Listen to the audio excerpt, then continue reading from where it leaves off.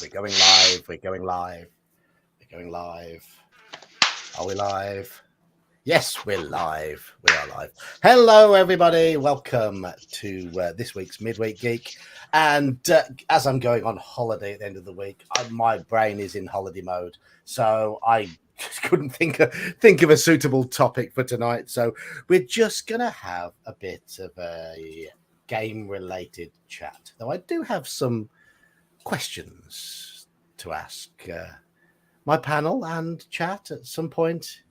Hopefully they'll stir up a bit of conversation. And if chat has anything they want to ask any of us, fire away. Get the conversation going. Just going to say hello to a few people in chat. We have General Nut. We have DK, who has joined us on the chat. Halakar, No Sorian, Daniel Kearney from the Hilt, Andy Hewson. How are you all, chaps? Joining me, at least initially, I don't know who's going to be popping in later, but we have Saxius. Hello, Saxius. Hello. We have Mage's Musings. Hello, Mage's Ahoy. Musings. And we have Dark Knight of Hibernia. Hello. So, greetings, chaps. And we'll do what we always do before we kick off. We're going to talk about any games we've had recently, because that's what this channel is all about, games. My games, Thursday, we played more of the Blood Red Fairs, and they are getting very close to Constantinople now. It was a bit of a more action-based session, a big fight against some Turkish thugs. I managed to get the Russians involved, because I did bemoan in my review of it that the Russians were a little bit peripheral, so I got them involved. And yeah, they're nearly in Constantinople, where the pace will change. The pace changes there, it becomes more open. So we'll see what happens. Saturday was a bit of OSE in the afternoon, and my bard died. We heroically took out giant crocodiles and normal crocodiles and giant leeches, and he got jumped by a frogman. The French got their revenge. One lonely little frogman surprised him while I was dealing with a customer in the shop. Surprised him, and then he lost initiative, and the frogman hit me again, and my character was dead. There we go. Fell by a lowly bullywug. Yes. So. Your English ancestors would be very disappointed in you, Geek. That's all I have to say. You're remiss in mentioning Nosorian's epic attempt to kill that crocodile. Well, yes. Yeah, Nosorian, he's playing an acrobat. And he did acrobatic things. But the problem was, I believe, didn't the crocodile perform some acrobatics with Nosorian in his mouth? Apparently Ginger's apparently saying it wasn't a bullywug. It wasn't a bullywug. It was I don't know what it was. it was some. We were calling them frogmen. Yeah, we were calling them frogmen. We don't know what they are exactly, but they are like frog people with bulbousy eyes type things and scales, and they're not very nice. And yeah. Oh well. But yeah, Nosorian's death was a lot more glorious than mine. It was a newt, was it? Right. Okay. Somehow that's even worse. It is. Yes. I knew there. Then we played some MERP in the evening, and what happened in this week's? Oh yes, they went into this underground little complex that was filled with traps. The first real sort of dungeon delve, really short dungeon that they've done really in the MERP campaign, and they played it very cleverly, very, very cleverly. Worked out exactly what they needed to do and did it, and earned lots of XP for it. So well done them. And then on Monday night, we played Odyssey of the Dragon Lords, and we got told off by a goddess. As simple as that. We got told off by a goddess.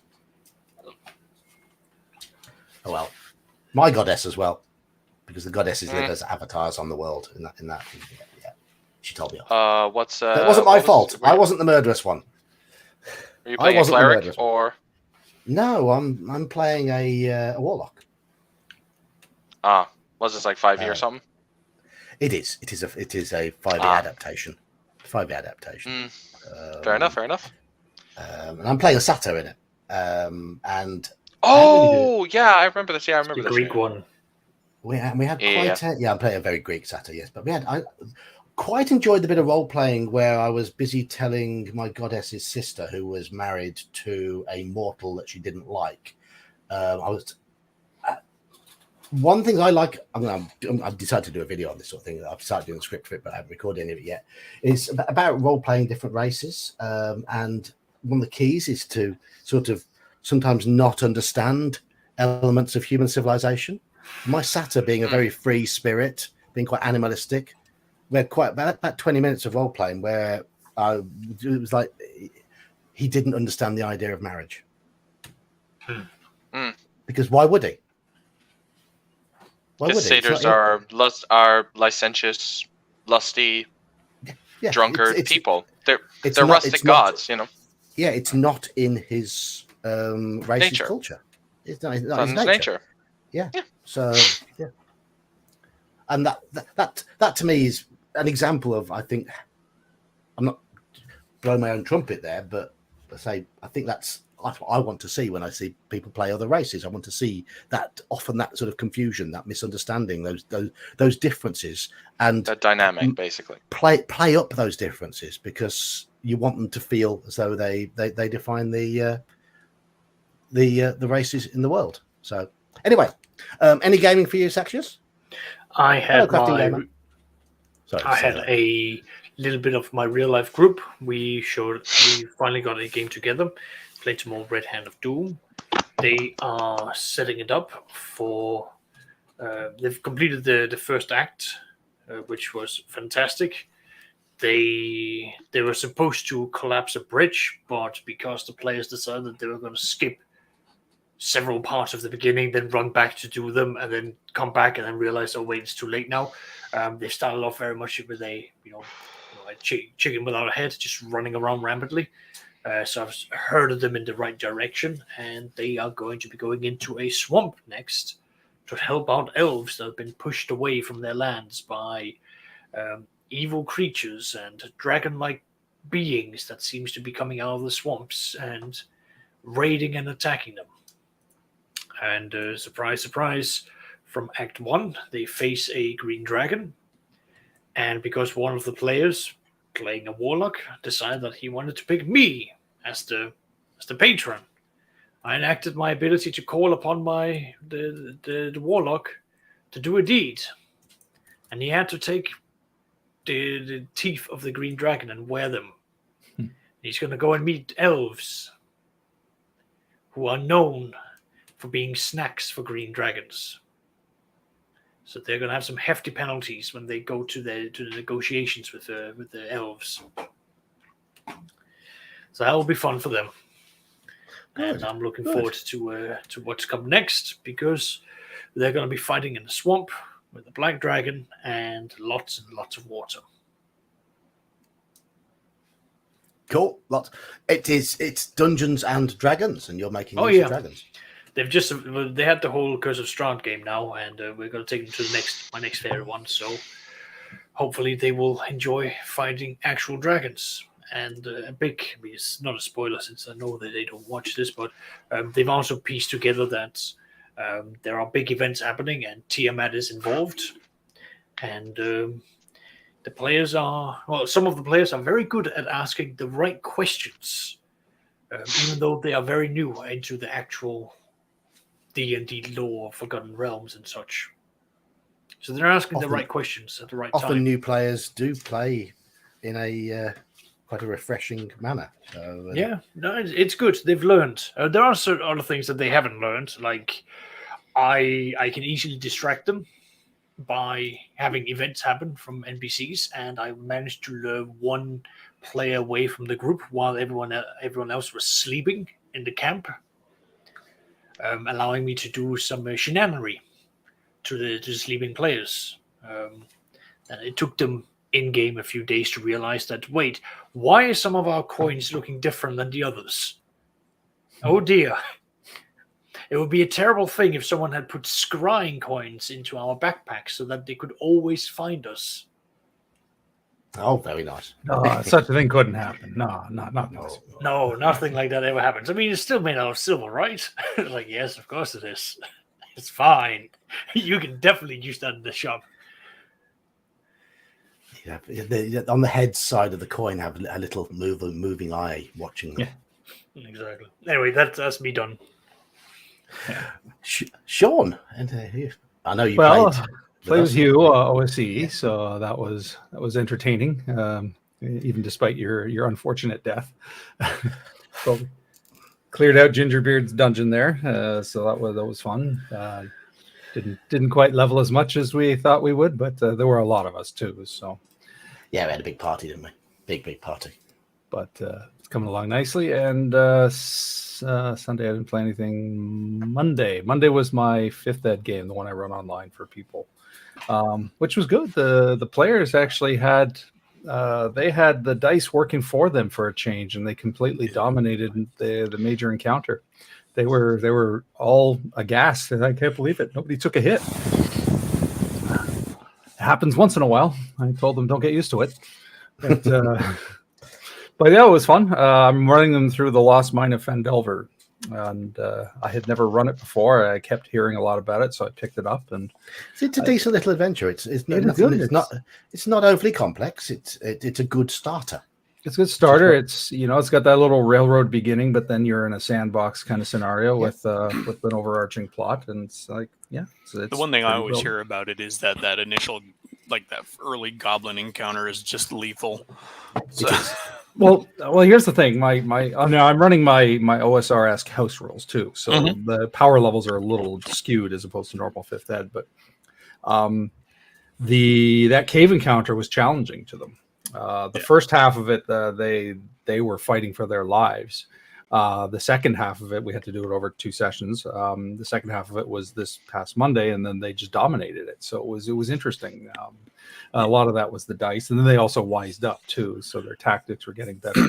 I just know that it has a reputation for being particularly nasty throughout the 5e community. Yeah, it's a tough start. But we got them to Phandalin, and that's where we left off. And but the group is good too. They've got the bases covered. They've got a barbarian, half-orc barbarian, and a dwarf fighter. Then they've got a human wizard, a human assassin, and a human cleric. So they've got the core classes covered. That warms my cockles hearing that, because they've gone with very sort of traditional classes. And races. And that really that warms my cockles. Well, I don't allow anything beyond the player's handbook. That's fair. But if it's in the player's handbook, it's allowed. So Tieflings and Dragonborn are there, but one of the players had previously taken a Dragonborn bard, but he died on his first outing. So that's the guy with the dwarven fighter. Nice. So DK, any games? Oh, sorry. I was going to say things are lethal, and I'm done. Go ahead, DK. Cool. I have just last Sunday finished my 3rd Stonehell Amherst setting when I'm using the Swords and Wizardry rules after my long 5-month hiatus. So I'm glad to be playing it again. They're still on the surface level, being methodical and careful. They happen to encounter some depowered shambling mounds, because I didn't want to throw shambling mounds at them that strong. And they found a magic sword, a very powerful magic sword, a +1/+3 versus undead that prevents level drain from undead. That's that. Well, if you're going in an area where there's undead, that's lovely. Oh yeah, but the fact that there's also a region in Amherst called the Ghoul Lands, right. And also that the sword itself is contracted them to fight the undead, basically, because it has like the effect of a quest spell. And if at any time of all the undead though, ghouls will be the ones that they should still fear, because it might prevent against energy drain. But does it prevent against ghoul paralysis? No, I was tempted to, but I was like, nah, that's a bit much. But no, no, I have ideas for that sword and the ghoul lens. So I'm looking forward to that. They're even thinking of taking the guardhouse and turning it into a miniaturized base. Now they can do that, but I'm not going to let them gain the benefits of level up or you know. Basically, I'm not going to let them just say, well, we're going to level up here. I'm like, no, this isn't a settlement. There aren't people here. The fact that you're doing this in a village at all, I should be sending you to the capital to do this, but I decided to be merciful. But, I think my ruling that I did was every potion they found gave them like 100 XP if they identified it. I gave them the sword as a freebie because they did the right thing at a statue nearby. They did the right thing. I won't say what that is because they might be listening, or people in the server might be listening. So I don't want to give that one away. Yes. And they might not even have. Yeah, they might not even have the same sword. DK, you ran a game on my server a week or two ago, and you killed 2 of Gingerbeard's characters, one after the other. Yeah, I did. Yeah, like it was weird. A random encounter goblins, his cleric dies, then he takes his thief cuck, and then the very next room they go into fight another encounter, he gets a spear thrown at him. And he dies in one shot. Oh, poor Cuck. Cuck had survived a number of sessions with me. And then a spear, just one spear from a little goblin, and he was dead. Rip. But I think the rule in my game, I said if they can identify which costs like 50 gold pieces any potion, they get 100 XP. If they identify any magic item which costs 500, they get 1,000. So divided amongst the party. So quite quickly. Oh yeah, of course. But Stonehell is kind of sparse a dungeon anyway. So, but I'm done now. Right. Okay, Elfbait, welcome along. And hey. Any gaming from you this week? Actually did, yeah. We moved what had been my Monday 5e game to every other Sunday at a earlier time slot where we could play a little longer. So we actually got in, were able to get that playing, even though a couple of my players were still late, so we didn't quite start on time anyhow. But they got some more information. They finally met up with the big info dump guy that they needed to run into to continue on their quest.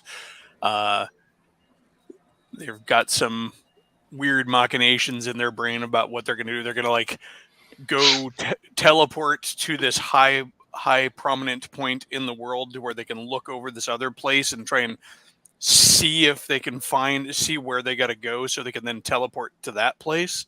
Because they're going to a place that they've never been. They have access to the ability to teleport pretty regularly, but it's like a fixed point teleport.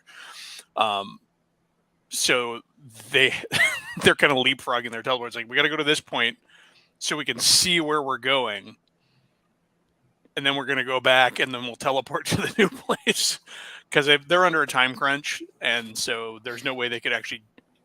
Well, the way that they have figured it out, they couldn't get there on their own on foot. So they've been working with higher powered beings in the campaign world to try and get themselves some fast travel options. They've been attacked multiple times by horrible things, including a Frogamoth in the last session. But fortunately, they were quick on their feet and decided not to fight the Frogamoth and just retreated down the cavern. I appear to have those. Yogg has gone the way of the. There he is. There we go. But yeah, so it was a fun encounter. It was a fun session. They had a long role play with a creepy, alive but falling apart dragon man. They did some checks. I'm like, he's not undead. He's alive. He's just well past his pull date. Imagine living so long that you start to fall apart, but you just can't die. And that's where he's at. So he's immortal, but he's decomposing. Yeah, he just doesn't have youth. He's cursed. That sounds awful. Yeah, but he's the one who had the information as to where they needed to go to stop the big thing, which is still the massive white dragon that's trying to become the living embodiment of Tiamat on the material plane. So, Trying to stop world domination. Gotcha. yep. But so that's that. It's interesting because they're having to use they discovered the sending spell. They're like, oh, this is useful, and they had like the this queen that they're with had her wizard send messages to all of their henchmen that they had left behind the last time that they fast traveled somewhere. They had like all these henchmen and one of their NPCs still waiting for them back there. They're like, all right, meet us at the place. We'll be there. So,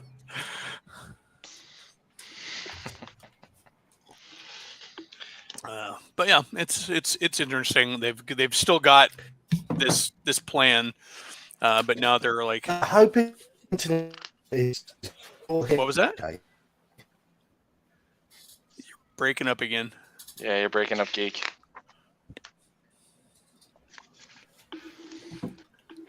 And he's frozen. Do we want to screen grab And this? Pensive Geek. Am I back? Oh yeah, you're back. We can hear you. Well, at least I can. Yeah, I can hear you, but you're Just still. let me know when I'm back. frozen. If you can hear me. Yep. It's So yeah, far too that's, late. I think it does this about 11 o'clock. I'm hoping you can hear what I'm saying, but you're all frozen on my screen, so I'm frozen on yours. yeah. Yeah, we can hear you. So we'll just keep going. Yeah, that was pretty much all the gaming for me. Did get a chance to do some writing on a rule set that I'm working on for miniature stuff, but there he is. He's back with motion and sound. Sweet. Hey, I mean, I missed most of what you said there. Elfmate. So I hope it was entertaining for everybody. As far as my sessions go, I always have fun if I can play an NPC for a good amount of time, and playing a befuddled, Dementia-ridden. falling apart ancient dragon man, who's been voluntarily imprisoned in a cave beneath this barbarian city as a guest of their queen. Was fun. Although I had the players, one thing I forgot is the players were super on edge because I kept talking about how like there was no open flame down here with this guy. Like all the sconces were empty, and he was really keen on having fire, but it was just because. But it turned out there was like no real reason. The players were just all paranoid, and he was just down there being punished in the dark and by his own hand. And so he's like, "Oh, I haven't felt the warmth of fire," and he was getting all creepy. And or the players thought he was getting creepy. They're like, "Oh, wait, do we light the torches? Do we create a bonfire to cook this guy food?" Because he was even eating cold stew, like he would basically had to make in a pot with moss and cave slugs and everything, but.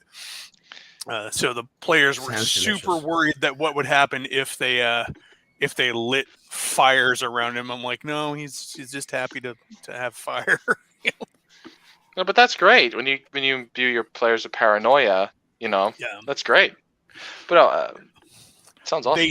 They did, however, see that his shadow was different than his physical form. Like his shadow was still mighty and full.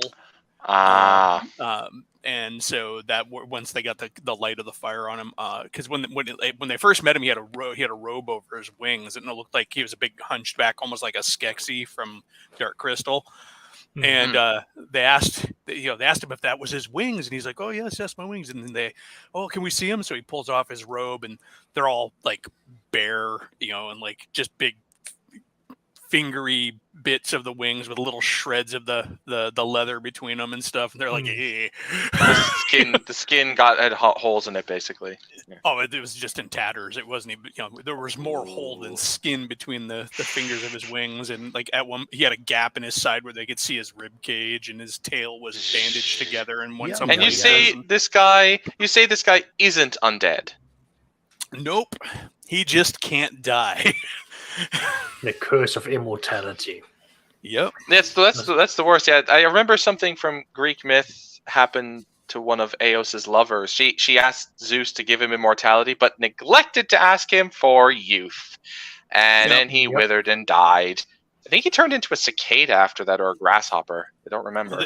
This particular NPC ties in with the major plot that they're dealing with, because I've decided that in my world there was a race of humans that venerated dragons, but decided to try and make themselves. They decided dragon-like. Yeah, they wanted to become dragons, and so they were kind of, Tiamat whispered in their ear and like, oh, you can become dragons. And so they tried to cast this ritual. Bahamut got mad and cursed them all, and that's how you get Dragonborn and Draconians in my campaign world. The ones who were in cahoots with Tiamat became Draconians, and the ones who were just like bystanders who did nothing, fuck this, still got cursed as Dragonborn. So it either it's a benign curse or it's a debilitating curse, basically. Pretty much it. Well, I've got a job for you and for chat before we get into anything else. I've got a 3.5 to 4 hour journey on Saturday morning, and I would like you to, between you, decide on which audiobook I would listen to for the duration of that journey. Stephen Fry's Troy. Don't even have to think about it. I'm sorry. Stephen Fry's Troy. So yeah, it's on YouTube. It's on. Go for it. So he's asking which audiobook should he listen to, because he's got a 4 hour drive going down to Cornwall. Oh, I'm not the guy to ask for that, so because I don't listen to a lot of audiobooks. No, I'm just thinking. I mean, I was thinking of listening to some novel of some sort. I like to drive with an audiobook going in the car. That's when I've listened to most of the Lovecraft stories that I know. Nice. While I'm driving in my car. Well, since I've been pushing you to watch The 13th Warrior, try Eaters of the Dead. Eaters of the Dead. That's the book that 13th Warrior was based on. Yeah, it's fun. I remember reading that. Yeah. Like most of Crichton's books, it's also a lesson. So I've got Stephen Fry's Troy and Crichton's Eaters of the Dead. Yes. And so one for the journey there, one for the journey back. Right. Okay. Well, I will point out that Stephen Fry's Troy is like 11 hours long. It's on YouTube for free. So, yeah. Oh. Yeah. Mm-hmm. The only problem with YouTube, I can send you a shorter one. The only problem is with YouTube on my phone is the adverts kick in. I haven't got the adverts sort of disrupt my listening. Yeah, that's fair.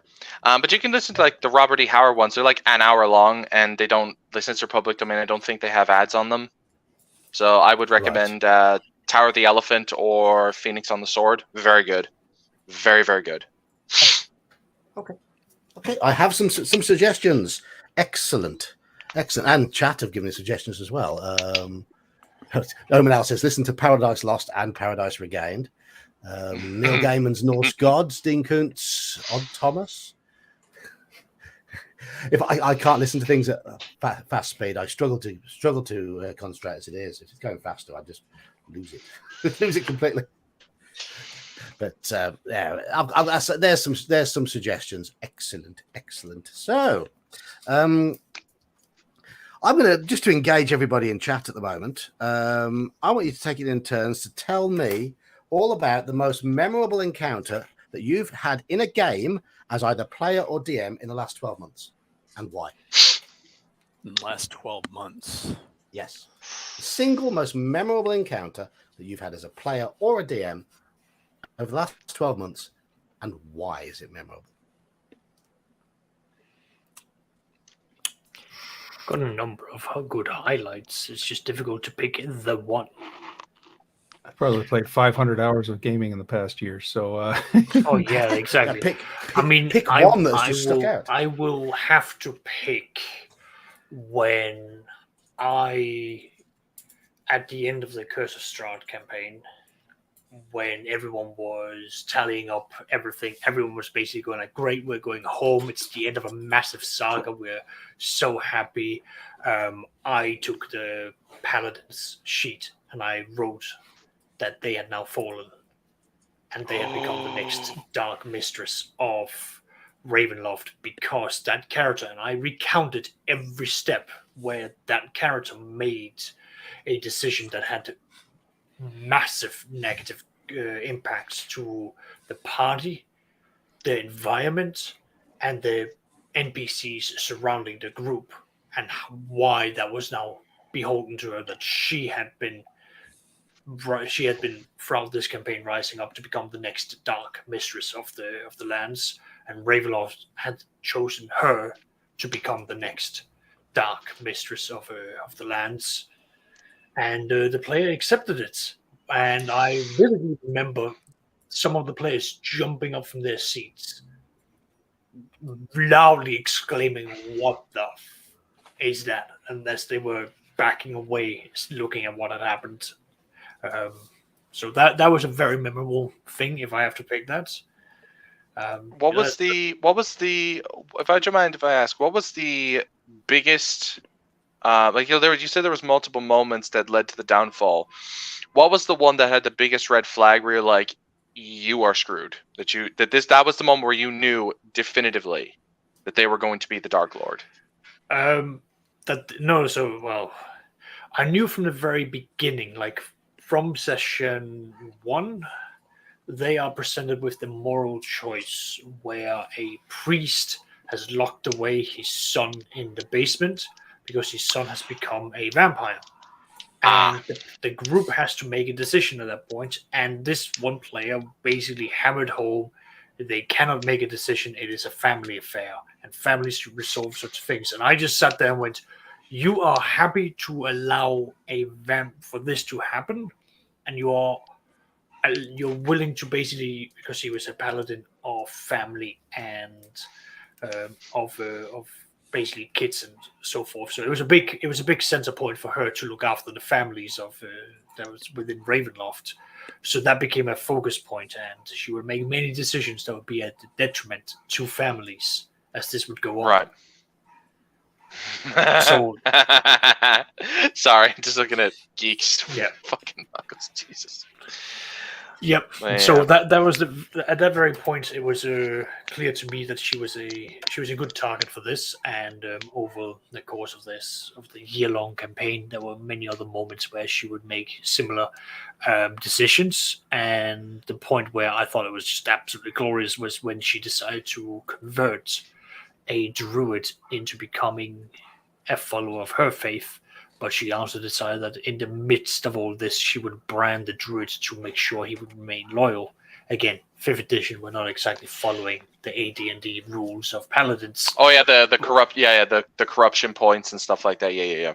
Fair enough. No. As in, like those rules don't. I didn't apply the corruption points. I just kept a tally of the actual actions that each player did, and I would then reflect at the end of the entire campaign who would become the next Dark Lords or Dark Mistress of the, or Dark Lady of the lands. And that was a big one. My players love it. They loved it. They very much still talk about it. It was a highlight for them. Some of them are even bragging to some of their other groups and players that this is what I experienced when I went to Ravenloft. It was horrifying, and we loved it. Say thank you, Hunger. Thank you, Hunger. That's the first temporary tattoo for this stream. I'm going to chime in now and say the most memorable encounter that I've been involved in the last 12 months involves General Nut and a pink sleeping bag. Oh, no. Oh, what? No. Explain this. Saxius' Shadow of the Demon Lord game. It's got to be the most memorable encounter that I've been involved in. This needs some explaining. I He's want you to told the explain tale this. before. I don't think I was here for this when he did. So General in Shadow says, of the Demon no, Lord, no. in Shadow of the Demon Lord, you can have quirks as a goblin, which all the players decided that as a group they all just went, we're all playing goblins, and Uh-huh. one of the quirks that General not rolled for was that he claims the genitalia of the foes that he defeats. No. They defeated, and well, it was supposed to be an ogre, but it's basically a giant. Oh God. So, And we were little got- goblins. Oh no! I don't like where this is going. oh no, it's going exactly where you think. Oh.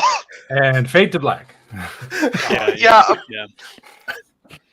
Crash and burn, bro. Pull up, dude. Pull up. It was just when General Nut says that he was going to use it as a sleeping bag. And then there was other events that happened, including said sleeping bag. Do I No. dare ask how? Do I dare ask how worn out it was? Do I dare ask? Do I dare ask? No, we Because never your went into imagine- those sort of details. Never went Your into those sort of imagination details can at all. fill in the details. I don't need to do that. The players are more Yeah, than good. apt to insert the blanks.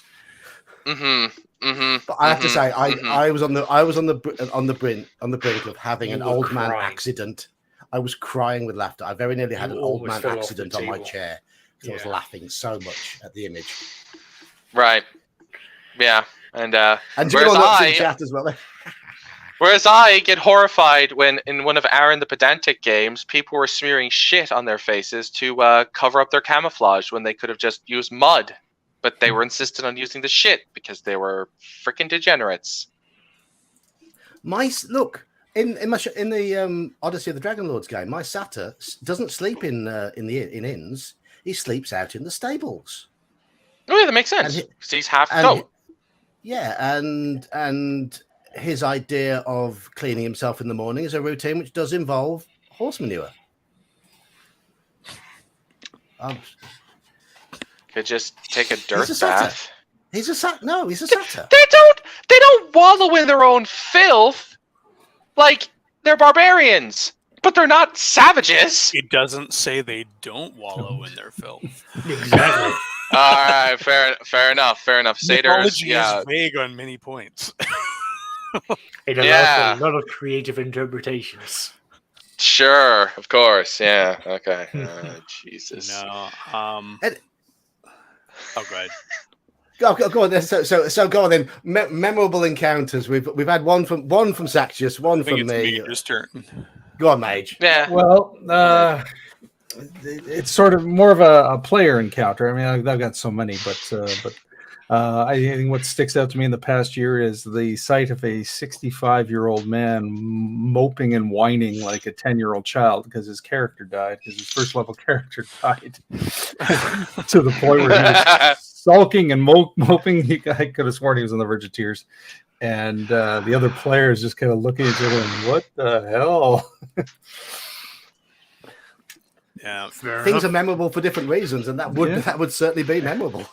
In the last 12 months, I think the only one I can think of for me was when the brief window that I was playing in my brother's campaign, and we were faced by a wizard and a bunch of hobgoblin mercenary bandits that were working for him, and my wizard pulls out a bag of 100 gold from his coat of many things, coat of useful items or whatever it is.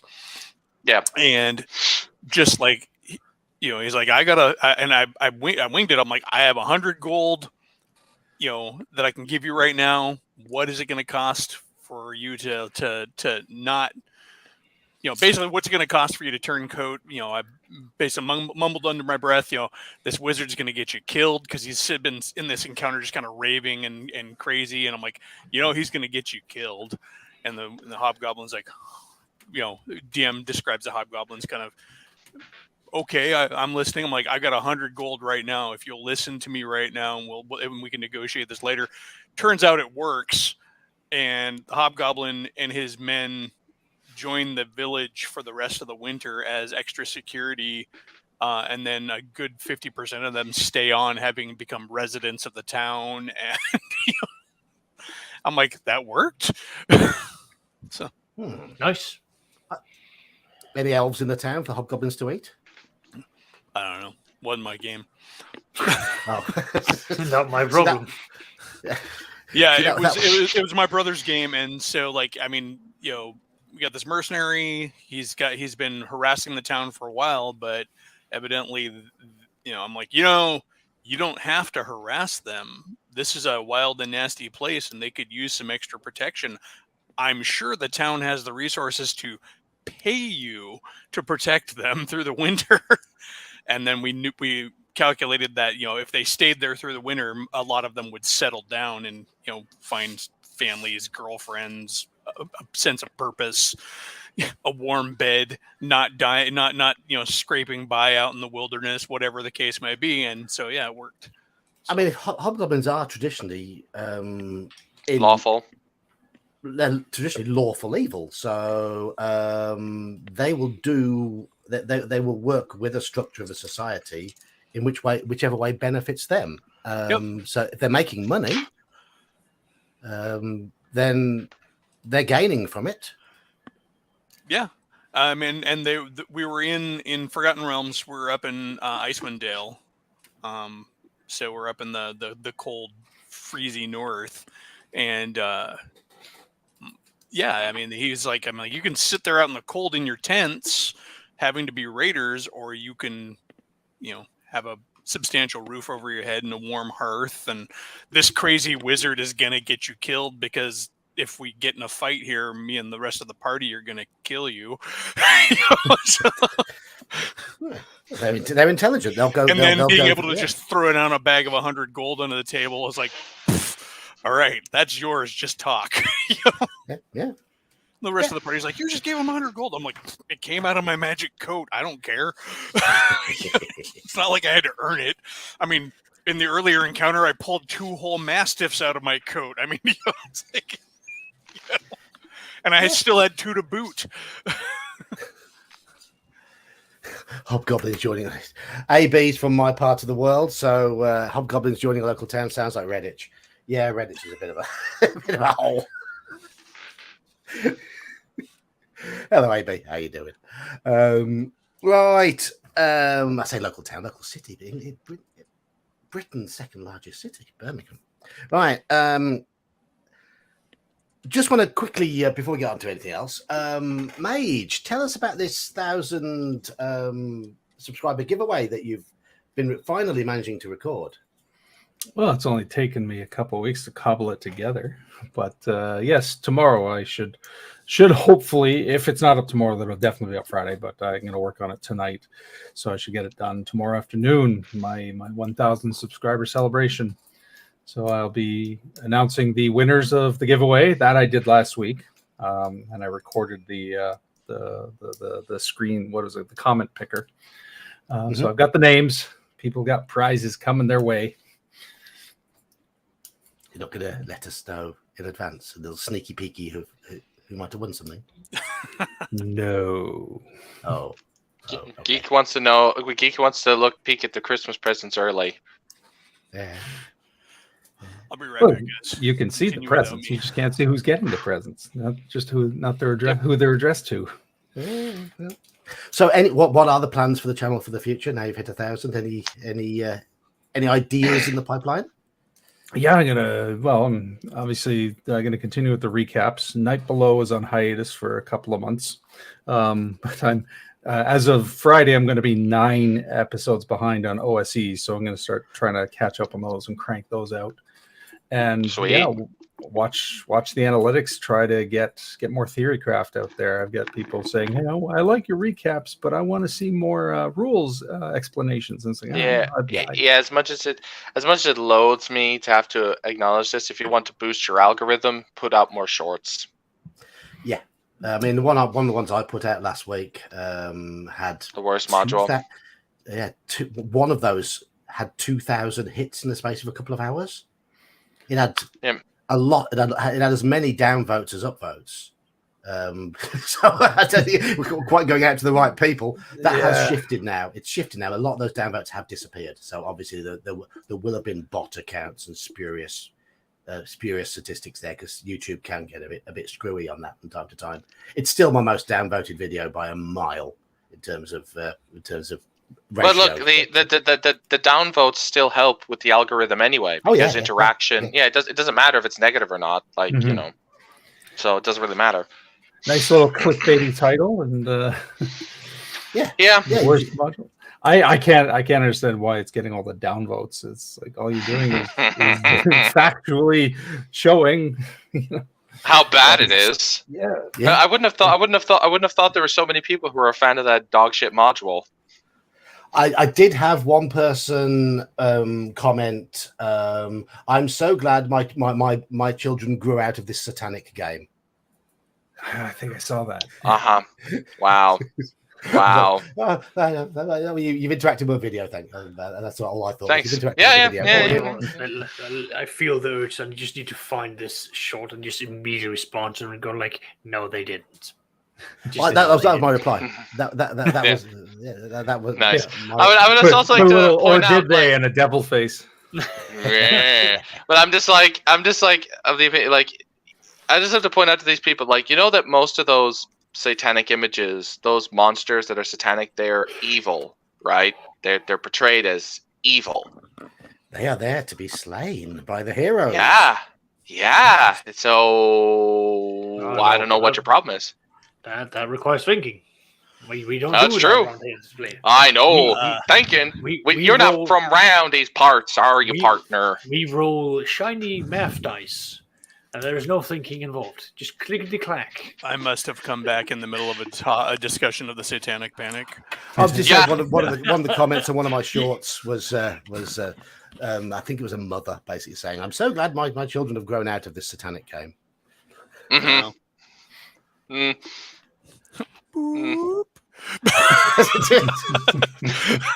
Just like one, you're wrong, it isn't, and two, you're wrong, they didn't. So moving on. So as somebody who was there back in my day, in the olden days. Or should we move on to a different topic? Yes. What are your plans for your channel in the next 6 months? Can you just keep on the same? Probably. I don't have dreams anymore. Alucard, Jesus, Alucard.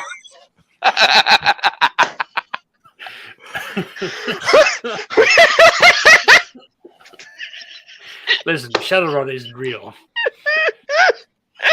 But no, my channel's gonna remain very casual for the time being. I just don't have it in me to try and push it to be anything more than it currently is. There's other things I would like to be doing. I have a miniatures game that I've been tinkering with for the last decade that I'd like to get into some semblance of playability, and then start getting miniatures designed for it. But we'll see. When you've I'm being attacked by a moth. Hello, moth. Maybe Gandalf's trying to talk to you. It was a large moth. It was almost a bat-sized moth. It's like, you're not an eagle. I mean, you got the nose for it. Yeah, Gandalf just sent you a moth. He's telling you to play more Merp. That's what he wants you to do. It was Radagast in disguise, wasn't it? But you're saying, was it? I didn't actually know that. Huh. You've been creating the framework of a Call of Cthulhu adventure on your channel recently. Have you had any movement forward in terms of putting that down pen to paper on that? I'm letting it soak in. Doing the 3 weeks of just brainstorming the ideas, got a lot on paper. Now I'm gonna have to go back and give it a second pass. There's a good amount to work with there. Yeah. And I was very happy with what we managed to come up with out of the starter of mail getting stolen. Yes. That was an interesting start, and I feel like we came up with something interesting. I feel like there's a little bit of padding that it needs, and some better ties getting the players to all of the pertinent information and to figure out what the plot is and to get the bad guy a little bit more directly in conflict with the investigators. But there's a framework there for sure. I'm quite I know. proud. I suggested that the male was a decapitated head in a box, didn't I? So Yes, I think you were the head in the box, and then I think it was Mages who actually had the mail getting stolen idea. Maybe misattributing that, but yeah, I mean it was an interesting experiment, and I'd like to actually try and do something similar with a fantasy adventure at some point. Do like a OSE type of adventure design with that. I feel like D&D adventures are a little bit more loose because they don't require quite as much. Verily, and she'll start with a stolen carrier pigeon. The king's carrier pigeons have all gone missing. But suddenly there's a sale on meat pies in the corner. Halakar, love to see this. Love to see this. Taking a group of teens and adults through Alone Against the Flames at a church camp out on Friday night, the way we did it on the stream. I'm quite proud to see that. I wonder how quickly they will spot the connection with the Wicker Man.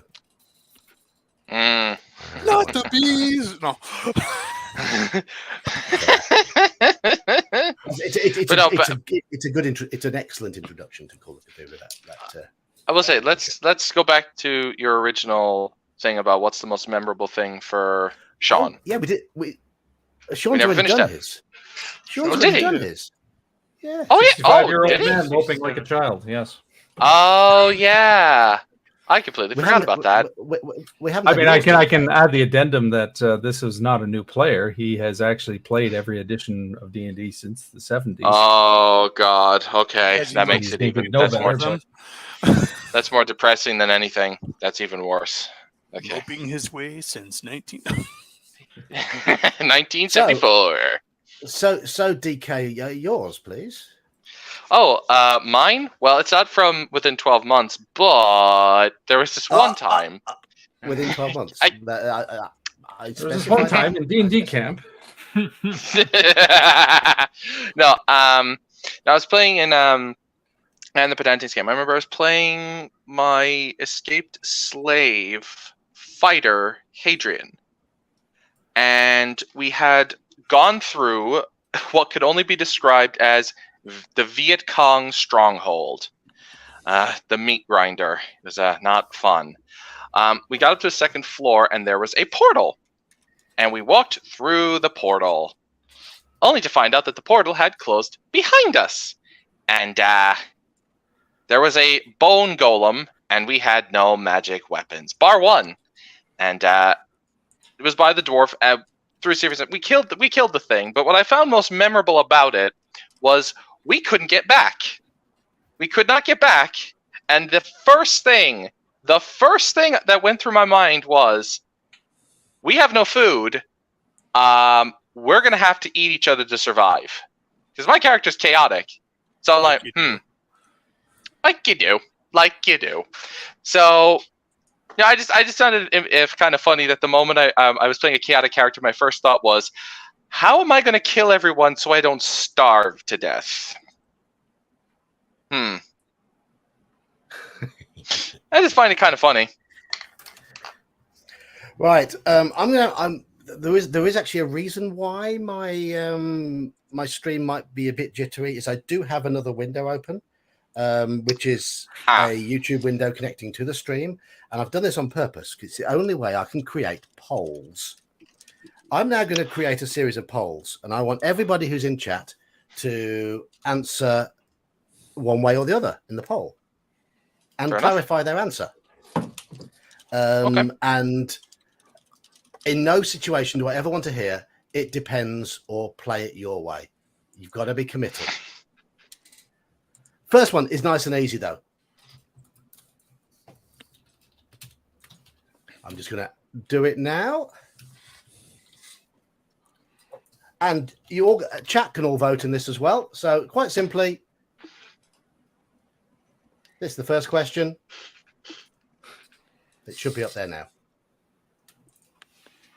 I see nothing.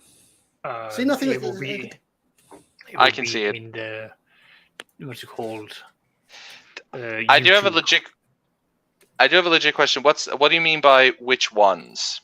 Like, what's the Which actual? one is your preference? Which Yeah, one? just, okay. yeah, that's it. Yeah, just there it is, okay. which ones?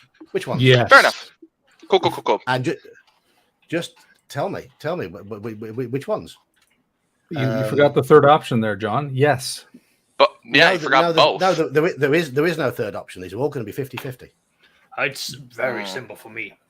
One person is a fantastic lawyer. The other one, I wouldn't even hand him my case. My answer is, well, it depends. It's your game. That answer's not allowed, and that answer gets you one of those. Do we have an eject button? No, I've just muted him. I've just clicked the mute button. No. If I had to pick one, and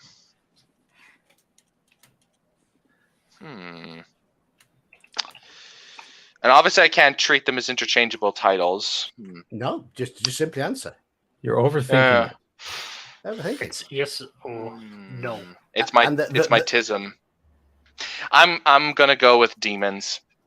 I'm gonna go with demons. Answer. That's the wrong answer. Chaotic. The correct answer is devils.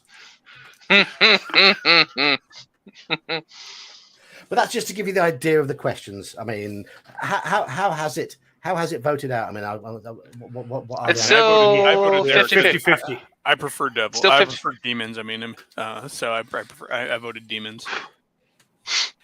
It's We're at currently 50-50, so it is very even. 16 votes, 50-50. There we go. That's absolutely fine. I like enemies that are organized. So the lawful evilness of the devils, I prefer. I think there's more scope for shenanigans rather than just brutality. Demons are raw brutality.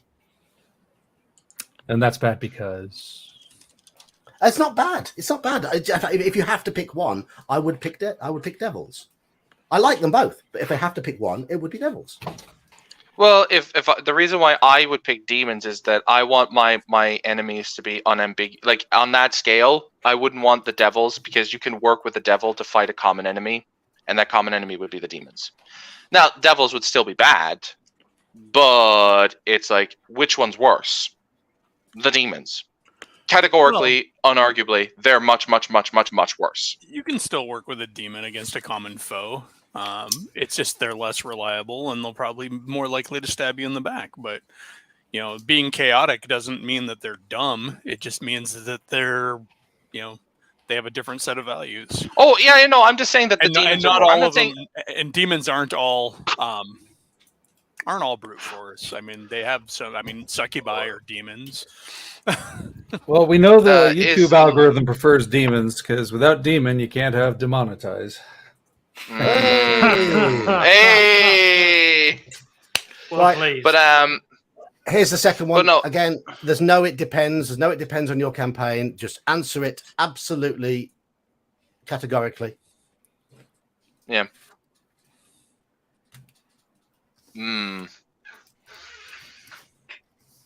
I mean, I'm going with no beards because that's Tolkien. So female dwarves can have no beards. They just have to live in shame. The Tolkien version is that they have beards.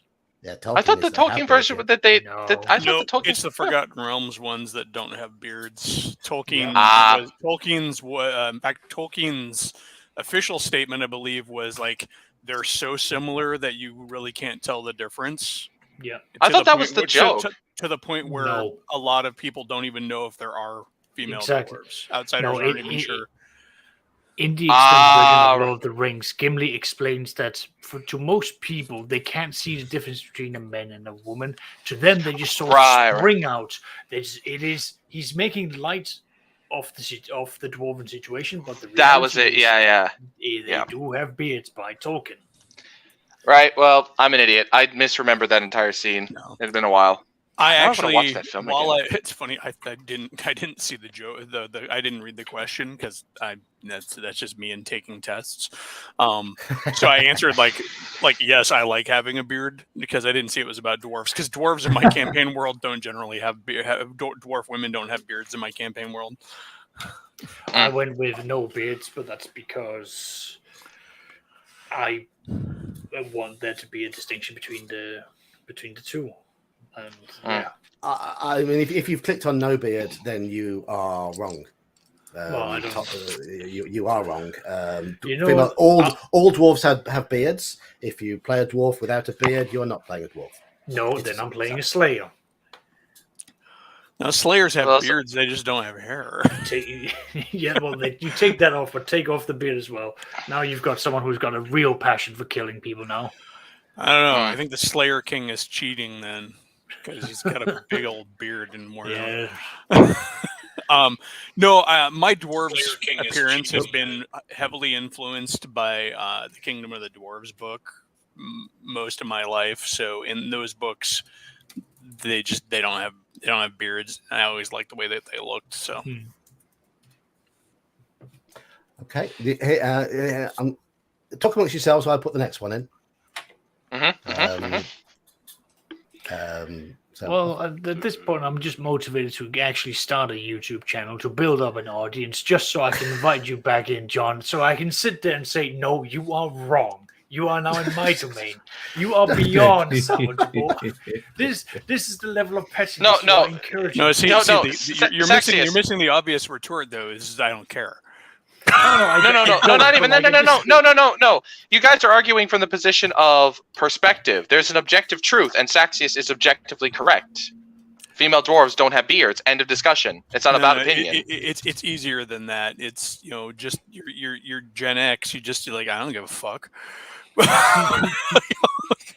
No, right. This one you have to be. It's one answer or the other. There's no in between. No, nothing. If you were presented with these two options, which one would you go for? I'd go home. No backstory at all. Only one answer to that question. Yeah, I would definitely prefer no backstory to 6 pages. If you're going to give me one extreme or the other. The answer is 6 pages, because 6 pages rolls up nicely and you can beat them over the head with it. It's perfect that it's 6 because that's the hallmark of D&D. 6 is a D&D number. It's a beautiful number. Now, yeah, I mean, I prefer some kind of a backstory because even if it's just a couple of sentences, because I like people to have some thought into it. But I'm okay if they want to write up whatever backstory they want. It can be a novel for all I care, as long as there's no expectation that anybody else has to read it. If it's for them to draw upon it and present as opportunities for role playing game, great. Yeah, I mean that's true. If that's what it takes for you to get into your character, cool. I would even say it goes. Go on. I was just saying, just gonna make it quick. It even like with the expectation thing, it's not even like expecting you to read it. If you start giving exposition dumps about your culture, I'm like, you're gonna cut that shit out at my table. Why? Like I mean, like what I'm saying is, if you're disrupting the reason of the game, and we're like in my games, it's like we're kind of here to delve dungeons. So it's okay to do that if I don't write 6 pages of backstory. If I just pull it out of my ass on the fly, I can do it then, right? I'm not even gonna dignify with that. Go for it, Saxius. See, I'm gonna go 4 to 6 pages, but that's because players who go into those lengths give me such ammunition that it is adorable. It is absolutely enjoyable to get out my highlighters and go through those pages. And by the time I'm done, I have got more ammunition against them that will leave them with what wonderful is it? Trauma. What is it with Germanic, Dutch, Danish, and Scandinavian people with taking stories and making the most miserable, cruel experience on the face of the fucking earth? Okay, like, let me give you an actual answer. How can you experience happiness when you've not been at your lowest? Yeah, but there's a difference between doing that. But the expectation is it's not like, oh, the little Cinderfanna went into the forest, met a wolf, and she got eaten. The end. Yes, it is. That's horrible. There's supposed to be then the good kindly but drunkard woodsman comes in, cuts the wolf's head off, takes her back home, and he becomes a good man and he finds God. The end. That's a good story. I like it when it is dark and you look upon it and go, and they never found home again because they didn't leave bread trails. What you painted there was still nicer than a lot of the German fairy tales, which end up often having parents killing their own children. Yeah. I don't. The Little Mermaid is about a character who falls in love, gets rejected, and kills herself. Yep. Yes. Yeah. Make that Disney. Come on. I dare Disney to make it accurate. They won't do it. They won't do it, the dude. closest, saddest end I've ever seen to an animated Little Mermaid was the one that was done in Japan. She still doesn't commit suicide, but she turns into sea foam and floats away on the breeze. That I believe that is a part of it. I'll need to get out my book of. But she doesn't win. No, she doesn't get the prince. Yeah, exactly. Well, see, there's the dare to Disney is to make the bright and happy, song-filled, epic musical that they usually do with that dark twist turn ending out of nowhere. Exactly. I mean, it's like getting out like what was the movie The Black Cauldron again, but just the Lich actually wins. You know, the world falls into darkness.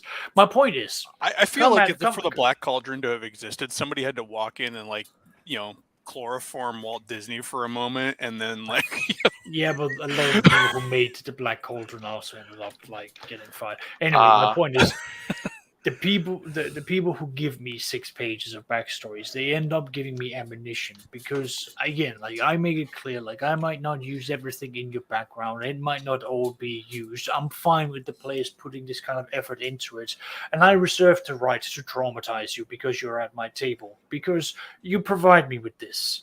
And it's the same stuff that I've gotten with the game that you're in, Eli. It's fun. I have backstory stuff. I have insights for things I can bring back to haunt you. It's hilarious. It's fantastic. There's a new poll up. I answered Midnight Dagger Alley because I know nothing about it, but I know Forest Oracle. I can't answer either. I mean, I only have your opinion and evidence to go on for Forest Oracle and know nothing about Dagger Alley. I haven't even watched any of his reviews of either one of them, so they're horrible. Just watch all of his recent shorts. Forest Oracle is terrible. Beyond content. It's actually you're gonna read it and go, did they fire the editor before they published that one? Well, one of the dumbest things I saw about that was the hex map. The hexes are only on the path. They're not on the whole map. Why? Well, beyond no that, need to. The path through the woods goes it's linear. You don't even have to encounter anything in Forest Oracle. Now, in a very rare defense of the Forest Oracle, that particular part is through a cave tunnel. So you don't need the hexes off the path because they're not going to be able to leave the path. Yeah. And secondly, it's linear from the DM's perspective when you know the map, you know the path, but players coming to forks in the road aren't going to know. That's true, but it's still it's about the most uninteresting cave map. No argument there. But I'm just saying from a practical perspective. What bugged me was the recent one that he showed off with the basically the endless osquips, the infinite osquips. Yeah, the endless. I'm like, I actually had to comment on that one. Usually I just like them, but I'm like, especially considering it's a low-level adventure and osquips are 4 hit dice each. Very deadly, yeah. Or even funnier. Osquip per party member to start with, and then every turn another freaking osquip shows up. Or the lady and her love at the lake.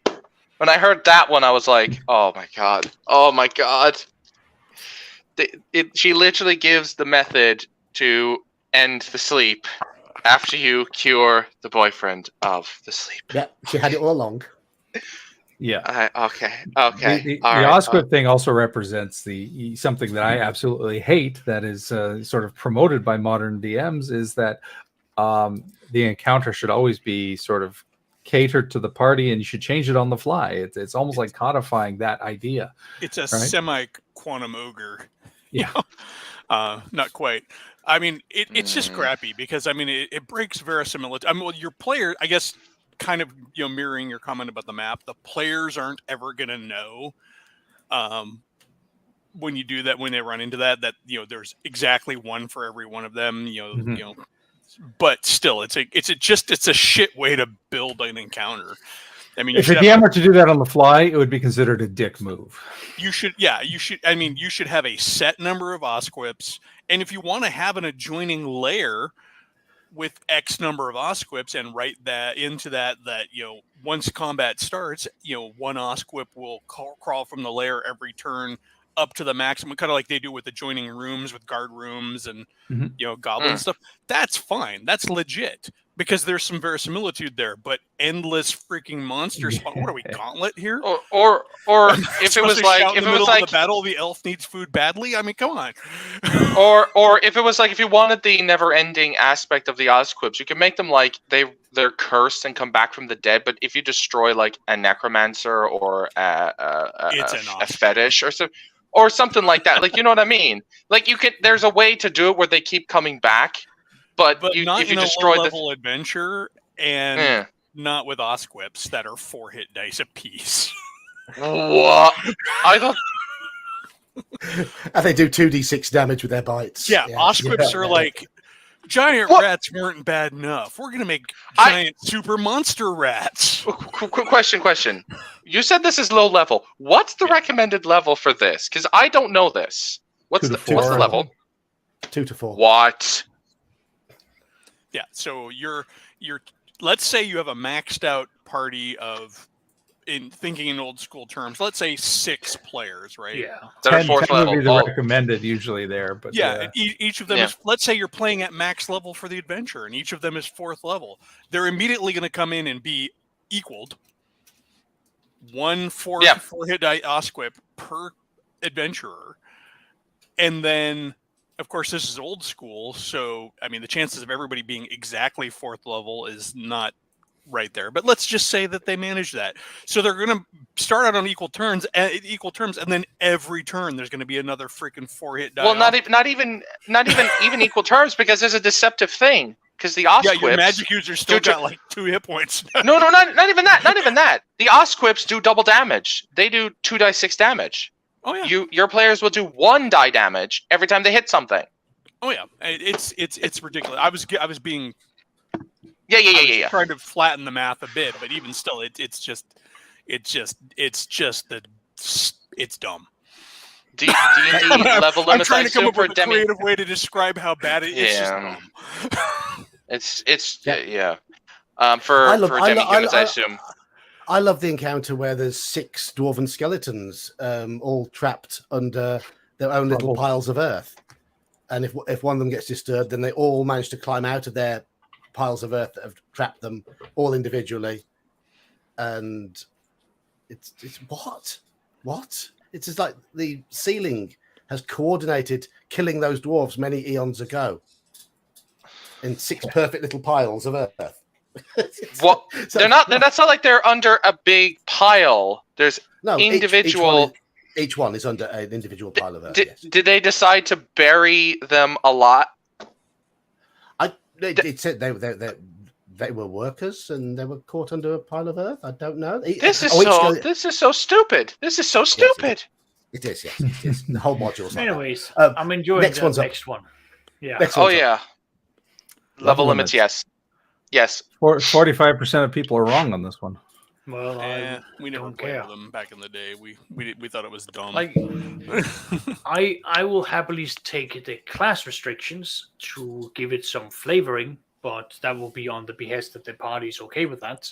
But the level limits, I would throw that out the window. We always thought it was stupid that that no matter how long an elf ever lived, he would never get to be a a badass in some of his classes. Like anything else, it's just how you justify it. It's table to table. End of the Yeah, day. yeah. Like I apply the level limits wholeheartedly. The only thing I use from UA is that is a really good rule they have where if you're a single class in a class that can be multi-class, you can add 2 if you're single class. So like an elven fighter can get to level 7 as a I core. use that. Yeah. That's fine. It's a good one. It adds just the right sort of chunk. But I mean, I also maximize the use out of certain abilities. Like, sure, an elf can only get to level 5 as a fighter, but that's stealth. That stealth, when you're using segments for surprise, is killer. It is worth the level cap, 100%. Yeah, that's fair. I've played a very skewed version of D&D back in the day, so we probably didn't hit on that nuance, and it just seemed dumb that for what, just because of what race they were, they couldn't be as good of a fighter, even though they could live to be 10 times as long as any human fighter could ever hope to be. Well, I'll tell you. I think how I justify it, and this is lore based. This isn't mechanical. This is in the lore of the world. My humans were the first species, right? And all other demi-humans were the gods' attempts to replicate humans, right? Yeah. Humans evolved on their own. They weren't created. All the other humanoid races are creations trying to copy that. And that's why they're not as good. Sure, they're longer lived. They have abilities, but it's something that the gods weren't able to replicate it. That's why they're not able to advance. And that's baked into the lore. You can lore anything, but I mean, outside of lore, because I mean, you could also lore that. I mean, I've heard it lored out, and actually even maybe in some official stuff, that the reason that they don't get up to be high levels is they just kind of lose interest for a few hundred years and then move on to the next thing. I would argue, like, the way I would argue it, like, because I'm trying to run as close to the rules as possible to justify it within the world. I just say that the reason why humans can do it is because I would actually say that because they have souls. It's the same reason why, like, an elf can't be, like, it's harder for an elf to be revived. They don't have a soul. So they don't have this innate connection to existence. Yes. Yeah, exactly. So that's why they can keep exponentially having higher potential. Yeah, my explanation is similar. It's not a soul. It's based on the makeup of the genetics of the human brain that allows them to excel, and then they weren't able to copy. It's same idea. Yeah, but it's it's in the world. But mechanically, I like the balance there. I like demi-humans have really low limits, but the gifts they get as a trade-off is 100% worth it. Yeah, like I say, like in the way I do swords and wizardry, it says like that the DM says they can allow dwarves to be clerics, and I do allow this if they find them. If they find a fighter cleric dwarf, they can, and they have high wisdom, meaning they have they're in tune with the divine, they can become clerics. But the dwarf is limited because God favors humanity. He just favors them because it's his creation, and these are other demi-humans. They're just not the same. I didn't make you. I will appreciate your service and I will reward you, but there's just something different about you. You don't lead the faithful. Humans do. It's the same with half-elves. They can be half because they have humanity in them, but there's still just something different about them. Now, Halakar brings up a point that I agree with, is mechanically you'll be capped, but that doesn't mean in context you can't go on quests, you can't find boons, you can't make a wish. You've reached your level cap, you can make a wish to get one more level higher, and so on and so forth. There are ways to get around that in the game. Yes. And that also provides adventure hook, right? And from a role-playing perspective, whenever a player whines about it, I'll just say, well, save your questions and ask the questions of other characters in game and make it a philosophical pursuit. Yeah, I'm more inclined to go with like what GM Cody suggests here: throw out level limits and just give humans an XP bonus, or penalize the other classes. Yeah, that's fair. Yeah. That way they still have the same potential, but humans are going to get there faster, or demi-humans are going to get there slower. Whatever. I'm not even saying that my way or Mage's way is the correct way. I just prefer it this way. And I'm not taking umbrage. I mean, who knows? I mean, if I had started playing D&D yesterday, playing with mages, I wouldn't know any different. But all those years playing it without the limits, I never noticed any problem without the limits, and so.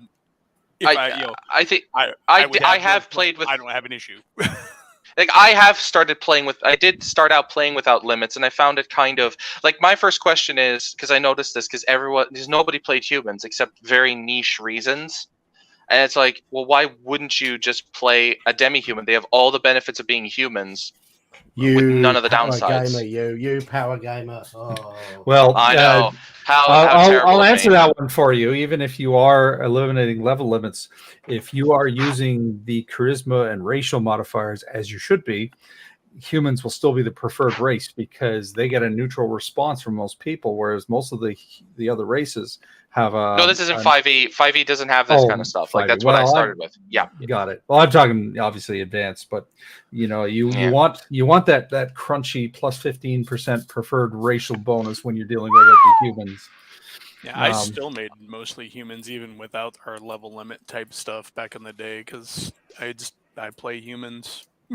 I'm the guy in the party. I'm like, well. I play humans. Somebody once came at me about that. They're like, "God, you play fantasy games. Why are you going to play a person? You are a person." I'm like, because A, it's what I want to play, so shut up. But B, everybody else wants to play something else, and humans are normal. So I mean, that's why for the longest time I started playing female characters. For that matter, I'm like, nobody plays a woman, and there are women in the world. I'm going to play the female human. Yeah, no, I'm not saying they exist. Oh, I'm not saying I know. against you. I'm just saying, like it's funny. Next Oh one's yeah, and it's not even that I don't play non-humans. I do. It's just one of those things where it's like it just kind of irked me because it always kind of nugged at me in the back of my mind. I was like, why don't we play humans? Like, because they're the most common species in this fantasy world. What? Like Yeah, what? I It's tend to just play weird. humans also because for the most part I like playing underdog characters. That's fair. In war games I tend to pick whatever faction is not all that spiffy. Yeah.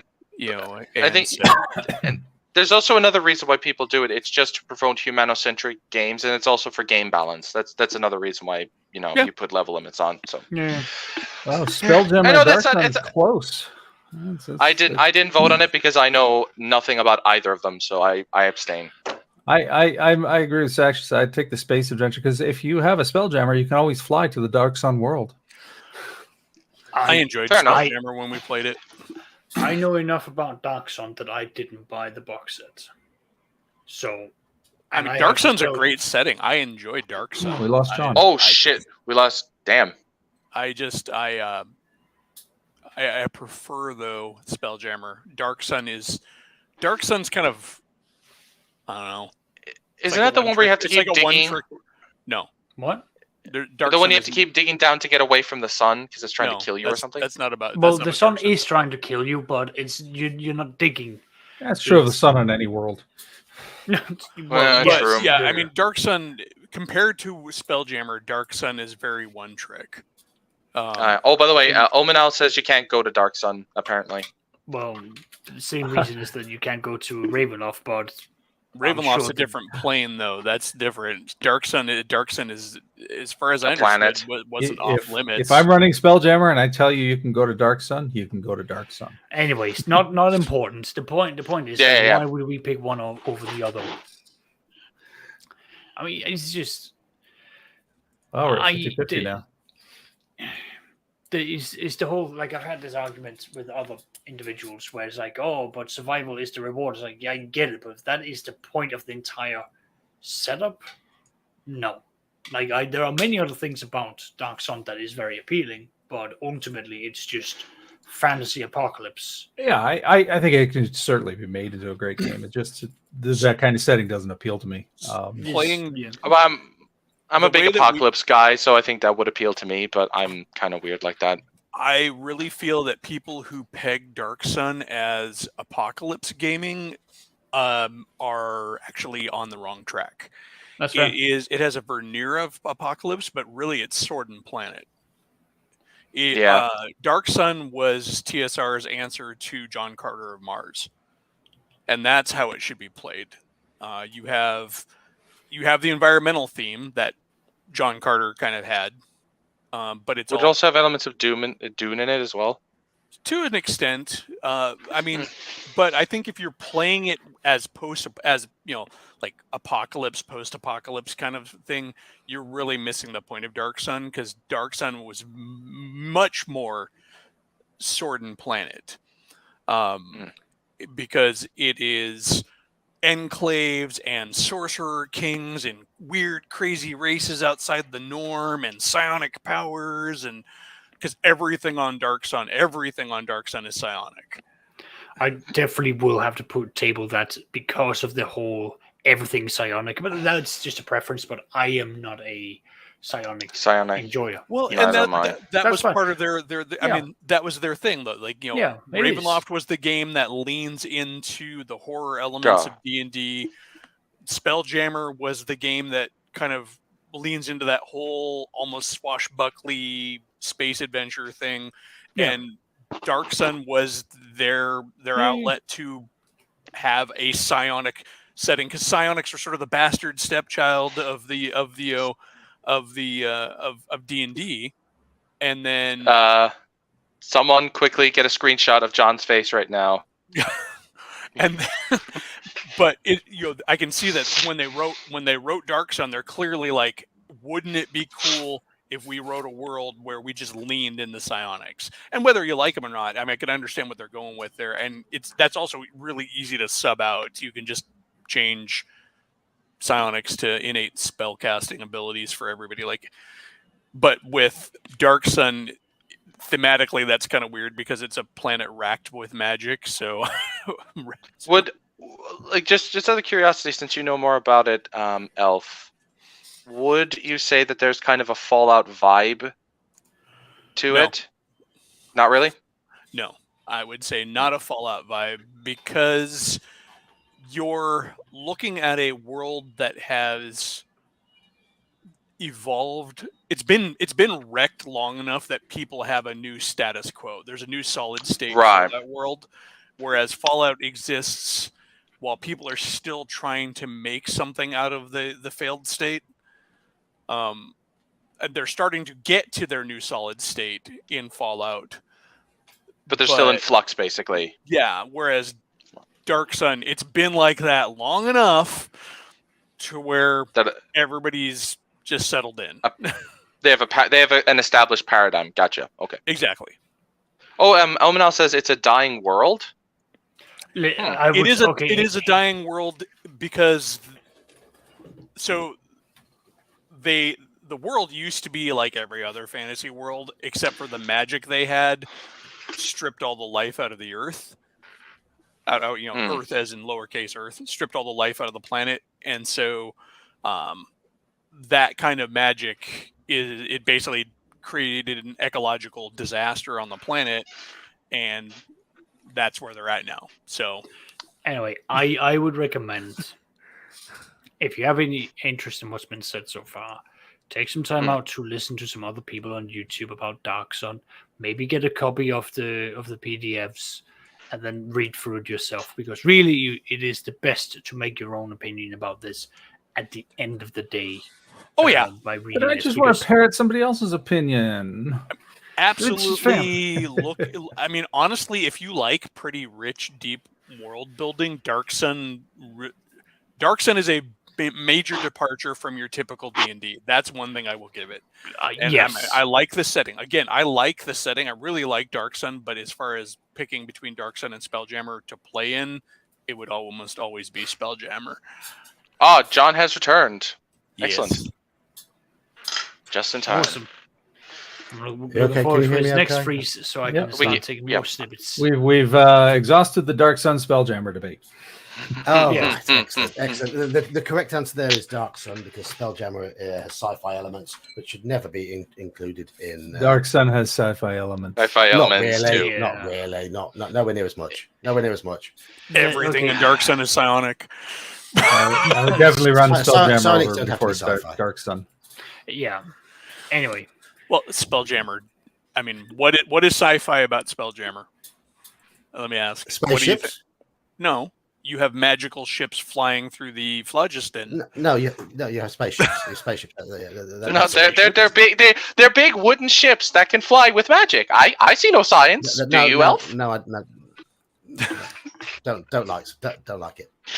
I just have this big plastic version of a blasting wand. It's not a laser gun. It's just a wand of magic missile. Totally. I see it as a good excuse to going into have a game centered around what year would it be, like late 17th century, where you've then got the British Empire, the Portuguese Empire, the Dutch East Indies trading companies, all of these massive powerhouses, and your characters are then in there as a privateer. Like, that to me is a very appealing thing, because then it brings out, something you can do. Is it set in space? Sure, but you can also just take the very same concept and apply it to a more nautical campaign. But it's just that idea behind it, the swashbuckling feel of you are going to be privateering. You can go down the merchant route. You can go down the pirating route. You can go exploring. There is a multitude of things that you can do.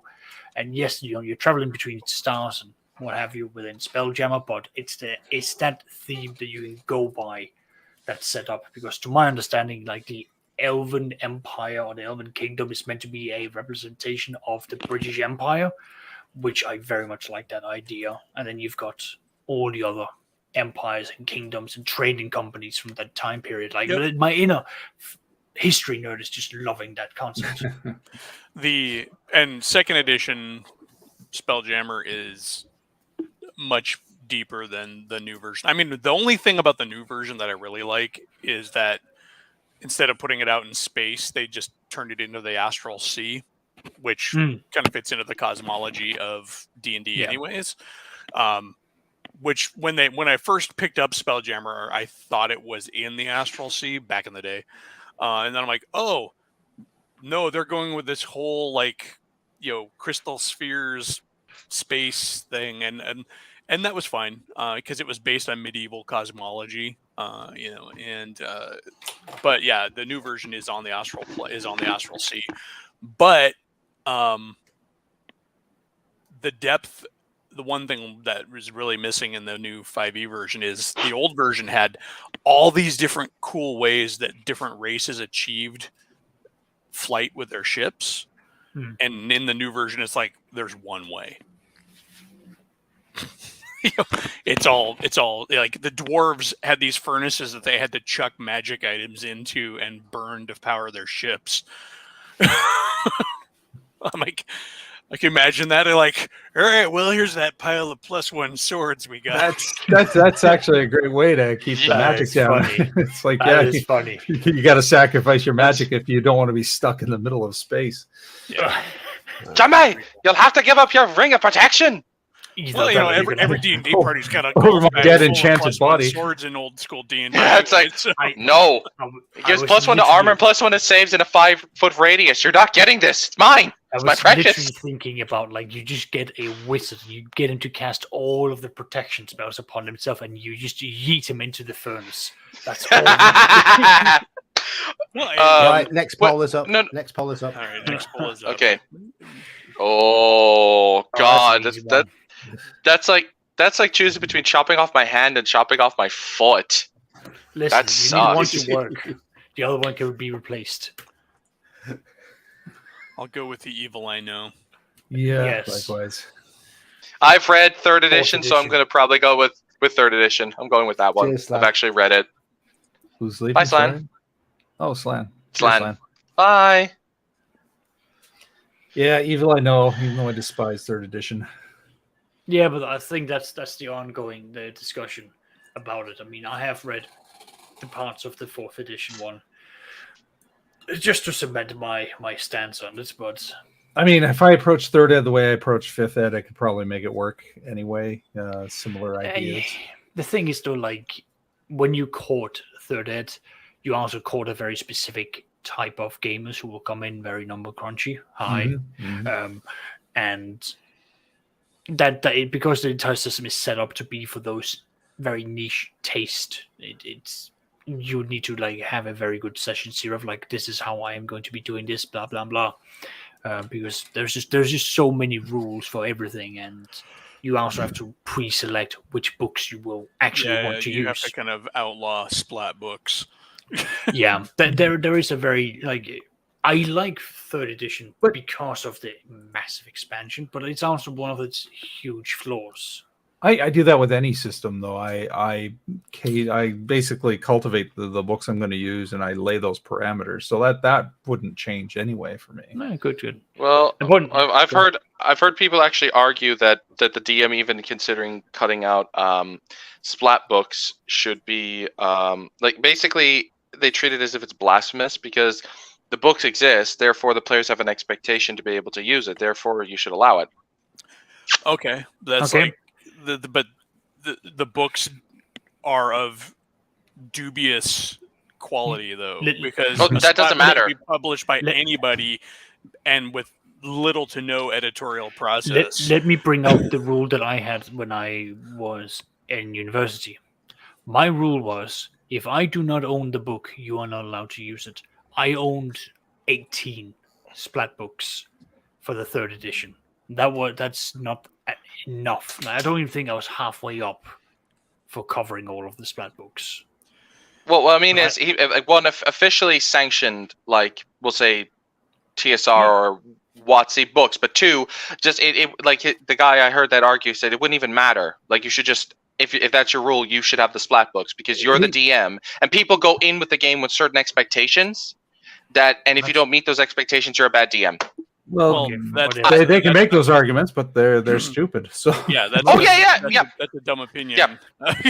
I mean, I'm not defending it. I'm just saying I've heard this argument, and it's like, okay. And I dismiss that argument. Next point. Yeah, I don't think this individual actually understands what it's like to read 18 different splat books and understand the mechanics. Oh, this guy played fourth ed. This guy loves fourth ed. So just so you know. Well, fourth ed didn't have a lot of splat books. So I don't know what he's talking about. Not to mention in third edition, I would argue it is physically impossible for any one person to own every splat book that came out for 3.5. I tried. There were so damn many, and they came out of. I mean, there was one little group of supplements that were done on a like a gas station style map turnstile that were little digest style books. I mean, and if your store didn't carry them, you didn't see them. You know, there were so many obscure publications coming out during 3.5. That OGL, people just took it and like ran with it. It was crazy. Nice, Geek. People who had never even looked at D&D in the past as a publication were suddenly like, oh, we're gonna make D&D stuff. Yeah. Well, but third edition did give us, like you said, the OGL, and it's given us, awesome stuff. It's fantastic for that. So again, I think what many people say is go with the evil, which is third edition, and yes, it came with its own baggage, but at the very same time, you know what you're gonna get. The reason for why, at least the conversations I've had with many others who've sat down and read fourth edition, is it is more of a war game, and it's a good game, but it shouldn't have tagged on the D&D tag or the headline of D&D. Should have gone with something different, which is fair. And I like to also remind everyone that fourth edition came out when MMORPGs was considered a competitor to WotC, and they were specifically generated to compete with video games. Yeah, the one thing I've heard about fourth edition too is that because they were really going for like a serious unified mechanic for that every character class in there is just the most blasé thing ever. So there are a lot of things that we see from like fourth edition that's been carried on to fifth edition, and it is certainly like the point where we start seeing a lot of the more what many will pick on and go like, fifth edition, your characters can't die and so on. Like a lot of these things came from fourth edition, but there's also a lot of things that came from fourth edition that is interesting and cool, like the bloody effect.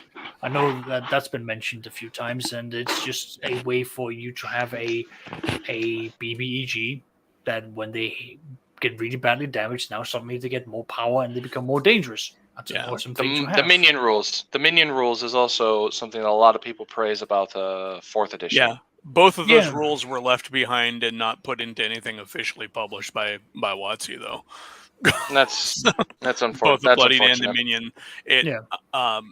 The one thing I do like about 4th edition, and I do like about 3rd edition, and I will never not like this about pretty much any edition, is I always enjoy when a company is willing to try new things. Because it is through new things that we occasionally stumble on something cool and interesting. Speaking of trying new things, this was an attempt I at trying told you, new John, things. I'm not going to do that no matter how much you pay me. Oh, but here's another. This was an attempt at trying new things as well. So there's another one. 2E players option books. All of them. I have a fairly extensive experience, and there's a lot of good in them. Yes, I have all of them.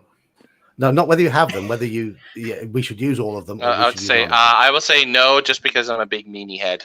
I will use all the books and the cultivated aspects options from those books. You don't use them all. They're not meant to all be used. That's not an option though. The option is yes, use all of them, or no, use none of them. Yes, I I- will use all of them. I just refuse to choose accept what that. out of them I use. So I will Exactly. use So the I'm book, using all of them. but I'm not going to use every bit of content in the book. Okay.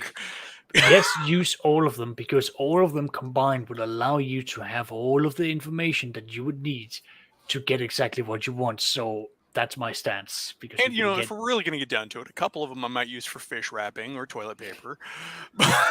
See, you think the word is Fair used, enough. right? The word is used. It's not how. I think no, but there's Fire an starter. implication.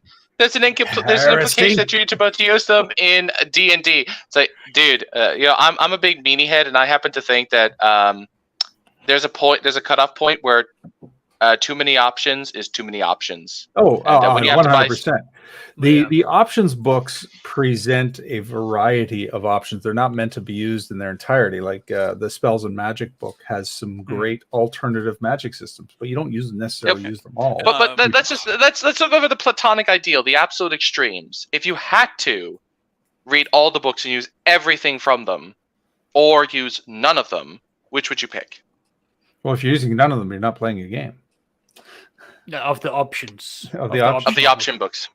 Yeah. So if you didn't use the optional books, you'd only have the core 3 books. Yep. So Then either I the core quit. 3 I quit. books. Then I quit. I'm no longer role playing because second ed core is just too painful for me. So, while your platonic idea argument is entertaining and amusing, the reality of too many options is it's options. It's a library of things that you can pull in from as you want to and as you need to. There's nothing wrong with an infinite number of options. You just don't have to use them all. You have to be discerning on which options are available. I mean, that's one of the core reasons why, like, I go. Yes, I don't use eat all every of them. food that exists, but I like to have my options open. But yeah, like, it's just like, again, like the optional books, they provide a lot of variety that you can just use. It's spices at the end of the day. It's whatever you prefer to have your chicken with, or your meat, or whatever. It's just there to give flavor. Exactly. Here's a case example for you. Let's say you have been playing D&D as is core for a long time, but you have a really cool idea for a themed campaign, and you're like, what, I was going to do a Viking game or whatever. There's a Viking source book out there that you can glean for ideas that had rules for rune magic and some Viking specific class modifications and stuff like that.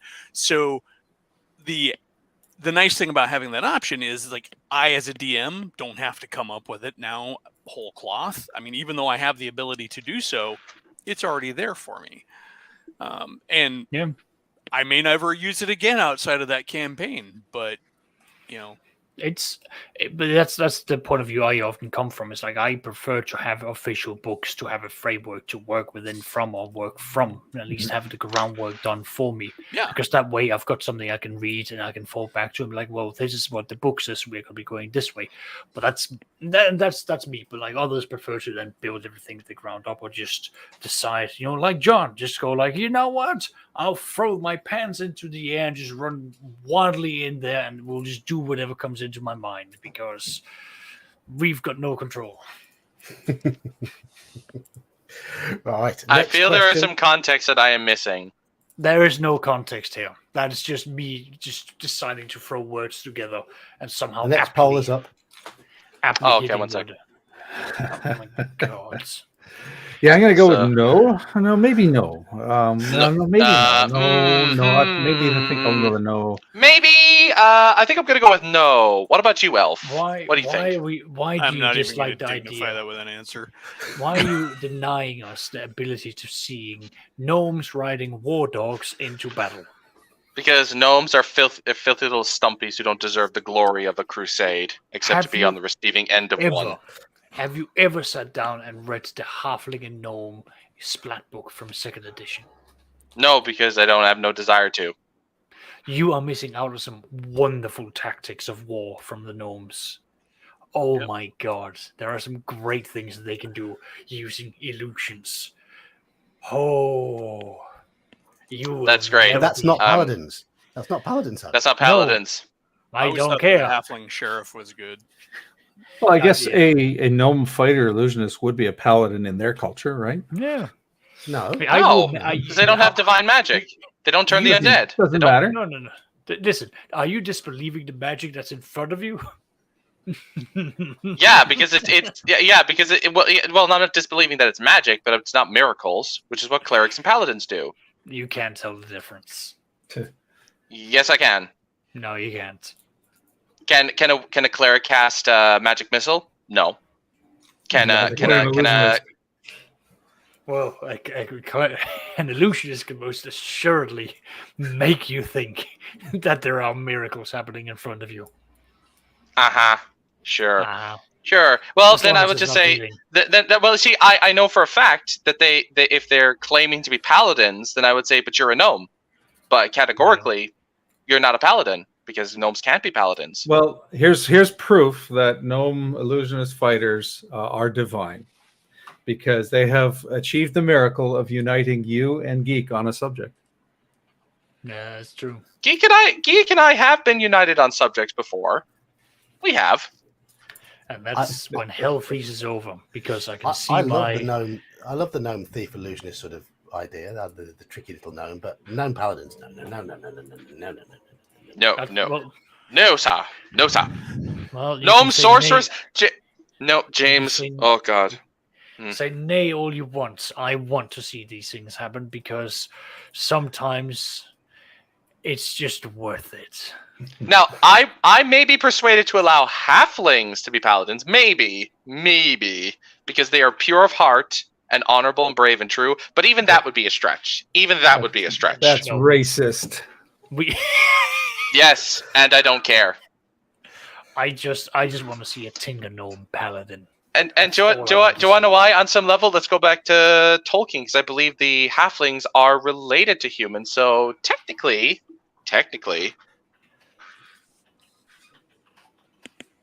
What about a gully dwarf paladin?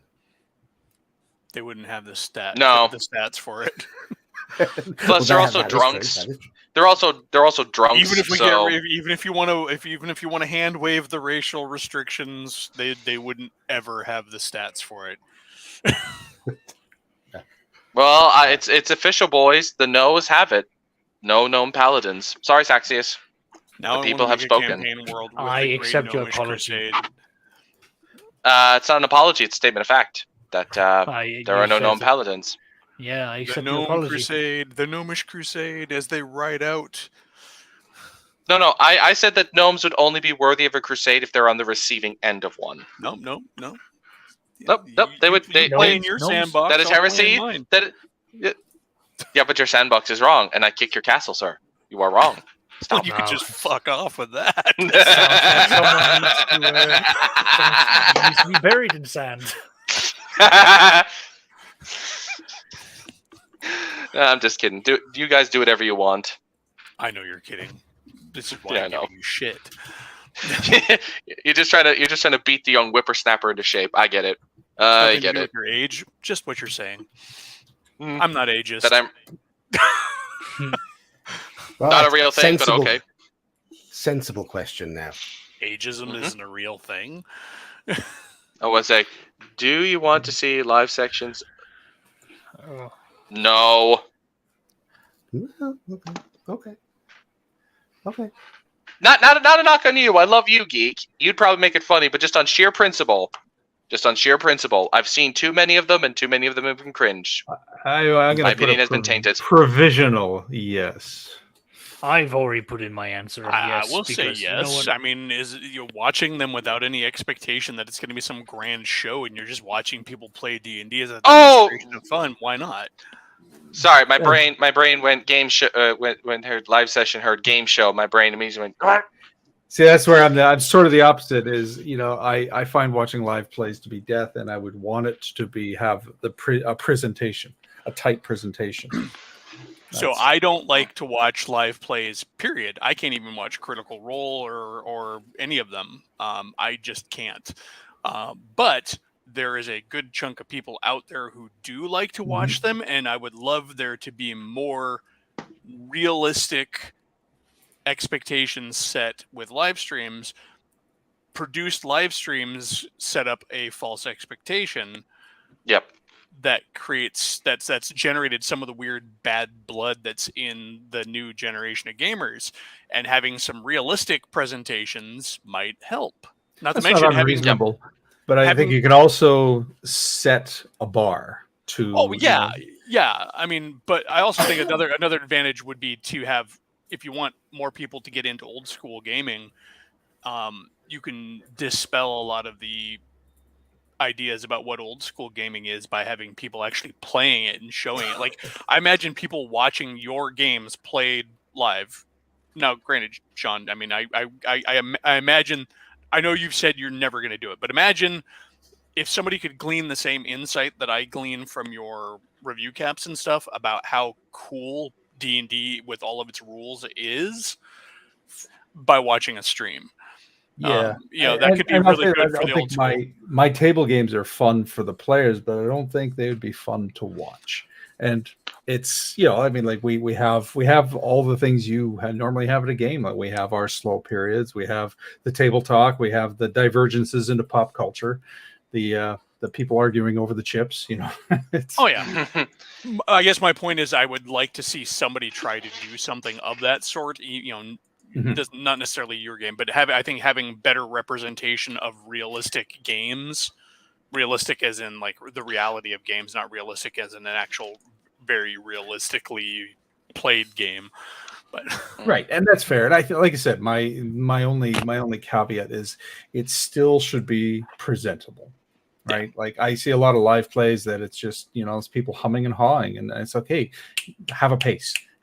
You can have everything you said. Like you represent the game, show people that it's not Critical Role, but this is how a real game can be played. But at the same time, well, there is a way to do like the pace thing without having to force it to be presented. You can just like pre-record it, say this is pre-recorded, but it's all like this is how we played. We didn't act this, we didn't edit it, we didn't script it.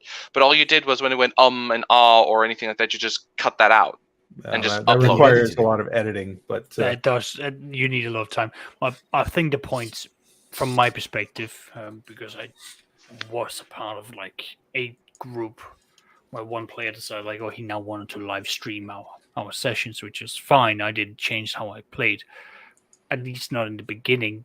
But over time, I did notice that the expectations of making it clear like what kind of stream this was going to be became apparent.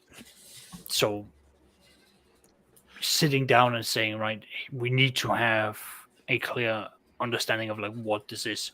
Are we here for entertainment? Are we here to make sure that things are being done snappily and everyone here is switched on and focused so that no one's just sitting in, just getting up like, oh, I'm on my phone while someone else is taking their turn. Oh, now I need to catch up with what happened in the last 5 minutes because I didn't pay attention. Technically that is a part of the game as well. But really, it's more disruptive for the viewer as well. So having a setup for like, okay, we're going to be doing a live stream or live play of a game. Okay, what's the expectations? Are we doing the West Marches OSE style where people pop in, pop out, and you just sort of see the madness as it unfolds? Awesome, fair enough. Just know what we are doing. Mm-hmm. Do not disagree at all. That's why I say I put a provisional yes. I'd like to see it. It's just a metric of standard, right? Not just people lounging on a couch. And I've seen that too. People, there's a bunch of guys slouching on a couch with a book in their lap. It's like, come on, you're presenting. Have a standard of presentation, and then that'd be great. 87%. Looks like you're gonna start thinking about it, John. And everybody's got to have a good internet connection. Sorry. Yeah. Sorry. Yeah. It's something I have thought about, but I would run very occasional Call of Cthulhu one shots. That'd be how I'd do it. Either that, or you need someone else, or a separate channel where you've got someone else who's got reliable internet, who then streams it out for you, and then it's done that way. Yeah. I wonder if like a moderated commentator-based D&D game would be interesting, where you have the table going on and in the corners like, all right, so what he's done here is his wizard. That would be a fun sketch, or a written sketch, It was like ESPN judging D&D. Oh, that's a bold move for the wizard. He's only got 3 hit points, and that dagger's not going to do much to the bugbear. That's a natural 20, and he rolled a 4. That is a... critical fumble by the hide and shadow by the thief. Moving on to over you, George. It's horrific because I can just see someone who tried to do like an actual battle royale style game with like team versus team with like characters pre-made that they then went in there to like do PvP, where they then had like ESPN commentators like, oh, they did this and they were casting these spells and here's what they did. Like I was just sitting there like, what is this? Are they trying to do League of Legends like commentary for D&D? It's like, I could just see it being really fun. Like, our DM for today is Steve. Now, Steve's a new DM. He's only been running the game for about 3 years, but his convention numbers are really good. His private games are a little, But I hear that the local shop has got it. I've heard his TPK ratios is very high there, Elf. What's your thought on that? Yeah, well, he does tend to run the Tomb of Horrors quite often, so that may be skewing his numbers a bit. That's unfortunate. That's cheating. Eli, you are now cast as the sports commentator. I shall start. I would actually pay my to see beard and get a stupid '70s mustache and like a blazer and a little. Yeah, but who's the referee to adjudicate between the battle royale? Who would that be? Probably you, Mage. Yeah, I'd say probably Mages. He knows the rules pretty well. For AD&D, yes. Yeah, because what wouldn't we just run this with AD&D? We're getting them in the old school. Come on. Speaking out of turn, penalty 3 segments. All right, what's the next one? I have come to the end of I've come to the end of my questions I had prepared. So, good heavens! On that note, it is pumpkin hour for me, and time for me to go to sleep and catch some beauty. It was a very good stream, John. I've got to say, I'm impressed. We stayed on topic. You came in more prepared with topics and have put in a lot of effort for this. I really think that you deserve a pat on the back. Ninja topic. Apart from that one moment where we lost internet with John and we kind of derailed with the Dark Sun stuff. No, that was planned. I would say that's completely par for course and on topic for John. Yeah, it's just a little ahead of time. Usually his internet problems don't come till later. I only say that because as we kept going on, I could see Saxius' eyes glaze over, and then slowly his blood began to boil. I could just see it in your face, dude. It just Well, We're not still staying within in- the range of. We're within range of the topic. We're still talking about Spelljammer and Dark Sun. It was happy days. It was fine. It was fine. No, we didn't talk about Happy Days. Happy I Days, watched the that show in role-playing ages. game. Sure. You walk into the sock hop and you see that there is one girl without a date. What do? Hey.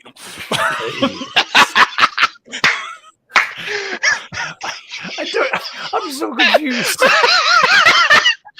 I don't understand what any of these references are. It's a show, dude. Happy Days is a It's show. an American show about life in the 50s and 60s. Yes, Oh, it was the. 50s If you and like Henry 60s. Winkler, it's kind of where you got to start. Oh, Yeah, Ron Edward, the Howard. director was Ron Howard. Ron Howard. My apologies. I'm an idiot. Yeah, Ron Howard. Did Richie you Cunningham. never hear of the Fonz? no. Have you ever heard of Mork and So- Mindy? so- It No. was a spin-off. have you heard? Have you not heard? Like, okay, Sunday, Monday, happy days. How about Tuesday, Johnny Wednesday, Versace? happy. No. No, none of this made it into Denmark. Dude, I haven't. It's not in Ireland And yet you either. know But what a- I've heard this. But I know this song. I've heard it played, and I've never seen it. Oh, Yeah, it was a God. very famous show over here in North America. That's Yes. good for you Until guys. it. Well done. Well, have you ever? Here's one for you. Bit of trivia. Have you ever heard of the term "jumping the shark"? Only because I've had to eventually learn it as an English saying. Yes, but so you know what it means, right? Kind of, yeah. To where Yeah, to you go just too jump the far, gun. you jump the shark. Yeah. That comes from the show From Happy Days. Happy Days. Okay. Where In the the Fonz show- literally jumps over a Jump shark. the shark. in a serving competition. Yeah. Yep. Right. Mm. So, and that was the You- point where you- everybody just like kind of like this series sucks. It's dumb now. Yeah. They went too You- far. and you are all scaring off chat at the moment with all this talk about Happy Days. So Yeah. Clearly, they don't like happiness or days or Or the Fonz, apparently. Well, everybody bye, likes everyone. the Fonz. Bye bye. Cheers. Good night, Oscar. cheers. Later, man. Right. So, any other topics or questions? Anyone in the chat got any questions for us? I'm opening up the field now. I've done all my stuff. Is there anything you want? I mean, obviously, I'm going away for a week. I was never a fan of Happy Days, and just it's going to recharge my batteries and just sort of get away from my responsibilities for a week, sit in a field with my family and my dog and watch the sea and things like that. But when I come back, Aw. is there anything you want to see me do on the channel? Anything new? Or any questions you want to put to any of us? All of that, any of that goodness, it's over to you lot, because that's all my preparation done for this stream so far. So Is that a criticism there, Eli? No, that was a yawn because I'm tired. I've been working a lot of overtime, so yeah, I basically work and sleep now. I literally can't think of anything. give me an idea of what I mean. I've got hopefully when I come back, I have been asked to do the reading at my boss's funeral, so I've got to get that out of the way. Are you going to stream that I know I'm not on Friday night? Do we get to vote on where we go? I mean, no. Oh, General Nut says, admit Castle Caldwell is good. No. No.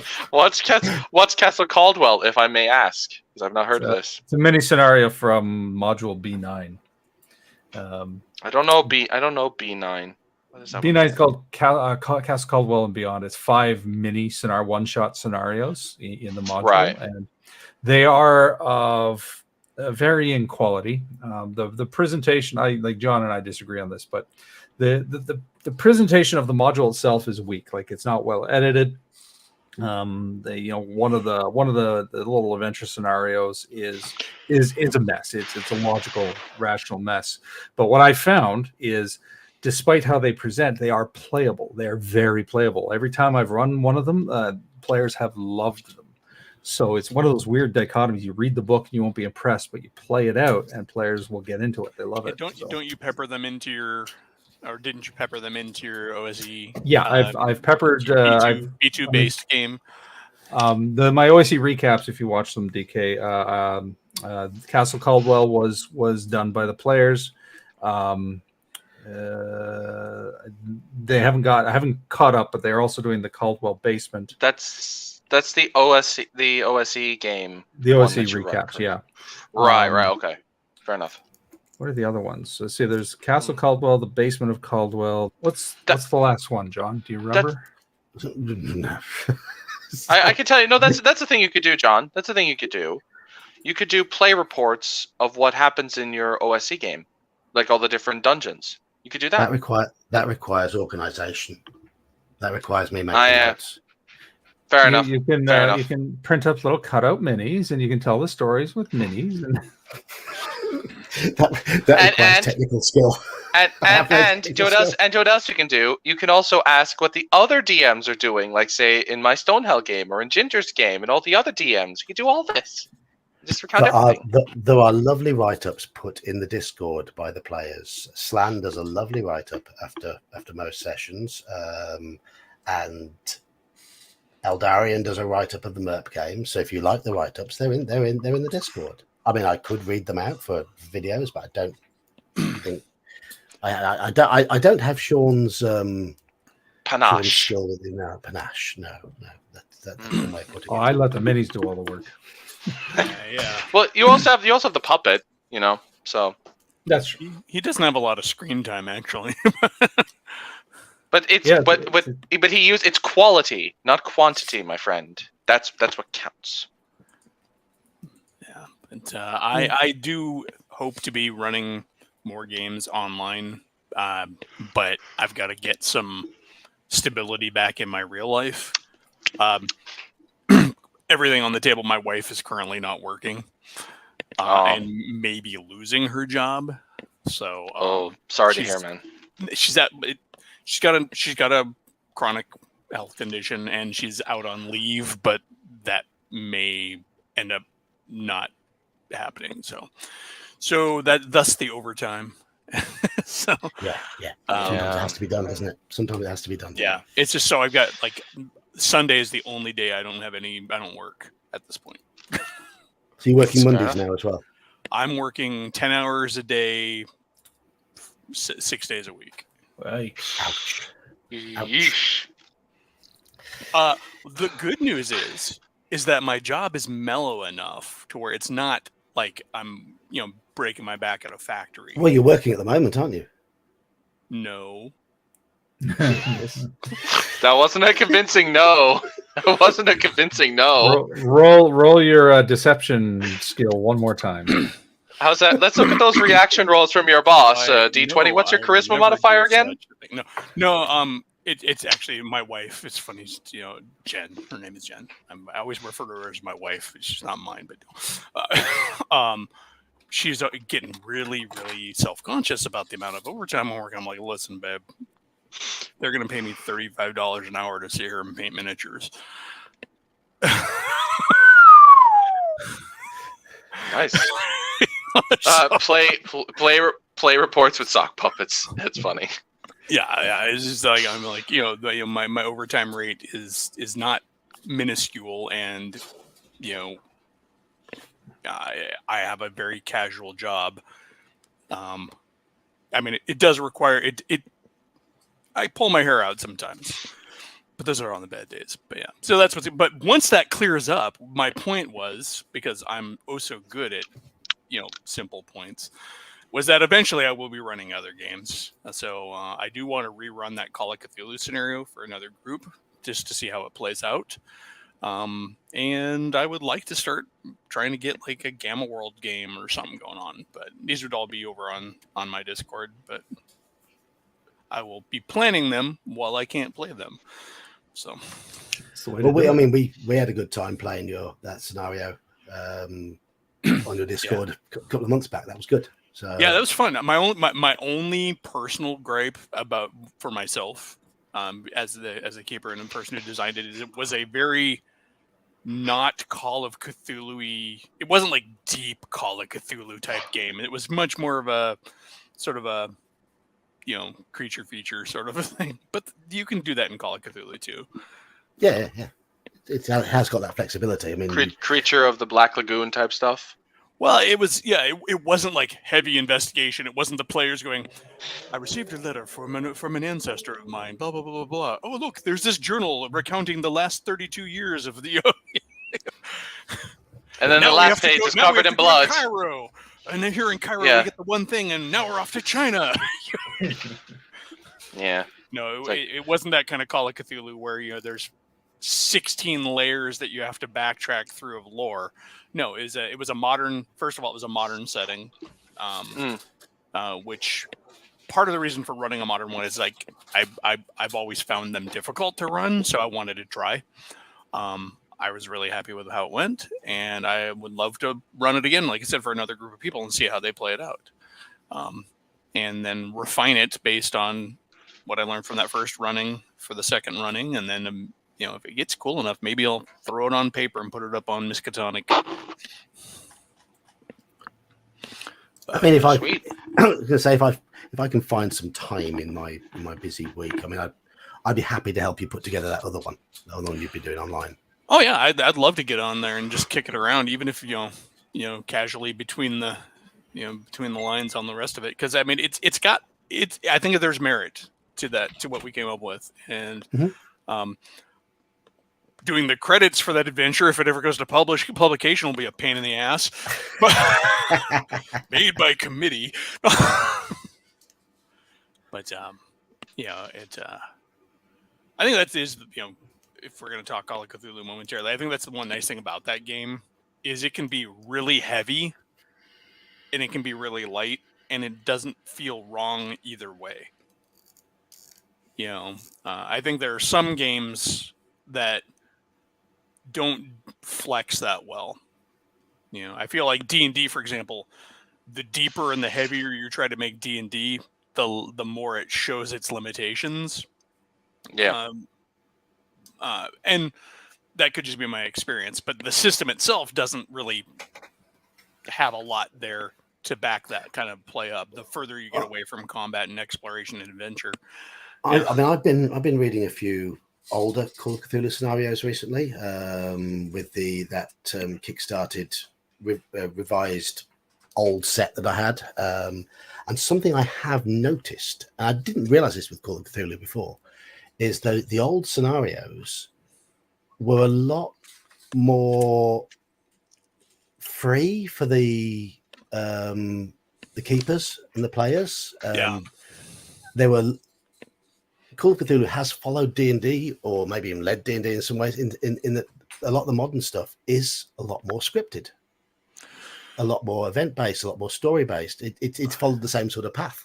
Yeah, I can't remember who it was, but I was watching a guy and he broke it down really well that there are like 3 categories of Call of Cthulhu scenarios. There is this really vague, loose one that a lot of like what you're talking about, a lot of the older scenarios, especially when they had those anthology books, where you maybe get like 4 or 5 pages, and all you have in there is really just the basic plot, the stat for the monster, and some of the mooks, and everything else is left to the keeper to kind of fill in the blank and come up with the props. And then you have that mid-level where there's all the props and everything that you would need to do, but still, basically everything the GM, the keeper needs is there to run the game. And then there's that third category, which is, okay, well, this particular adventure involves, bootleggers in the 1920s. Here's 14 pages on bootlegging in the 1920s. And, and that's the extreme example of where, your adventure comes with a mini history lesson. And here are your pre-gens that are specially designed for this adventure, and this is how they're tied into it. I picked this up. This is a modern scenario for Call of Cthulhu. Okay. I don't usually pick up printed stuff, but they had. But when I do, but they had a print on demand, and it looks pretty cool. But again, there's this huge section in here on what it's like in cold, freezy Canada. Not good. And I will say right off the bat, my major complaint after reading through this is that it's a bit of a mythos hoedown. So, which, if you're not familiar with the term, Mythos Hoedowns are the Call of Cthulhu scenarios that feature maybe all the monsters. Too many Mythos encounters, where there's like, here's a monster, there's a monster. You know. Yeah. Ideally, you want one. Maybe one with some minions, but they have to be related. You know. Yes. But it tends to be the end game sort of encounter. Yeah. Yeah. Like the necromancer summons up like 5 night gaunts or something to rip your eyes out. That and does that's not. It. Adventures or campaigns like Horror in the Orient Express and Mask in Nyarlathotep or the Sithagwa one and all of that stuff. Those ones don't count because yes, they have multiple monsters in them, but they're spread over a campaign that'll take you 2 years to run. Oh wow! I didn't know they took that long. Oh, Masks of Nyarlathotep. That's at least a year's worth of constant play if you meet regularly. Oh, actually, I just had a side question. You just go with the stuff in the book or in the module in the campaign, because most of those campaigns are so long that you can push and insert other adventures in there.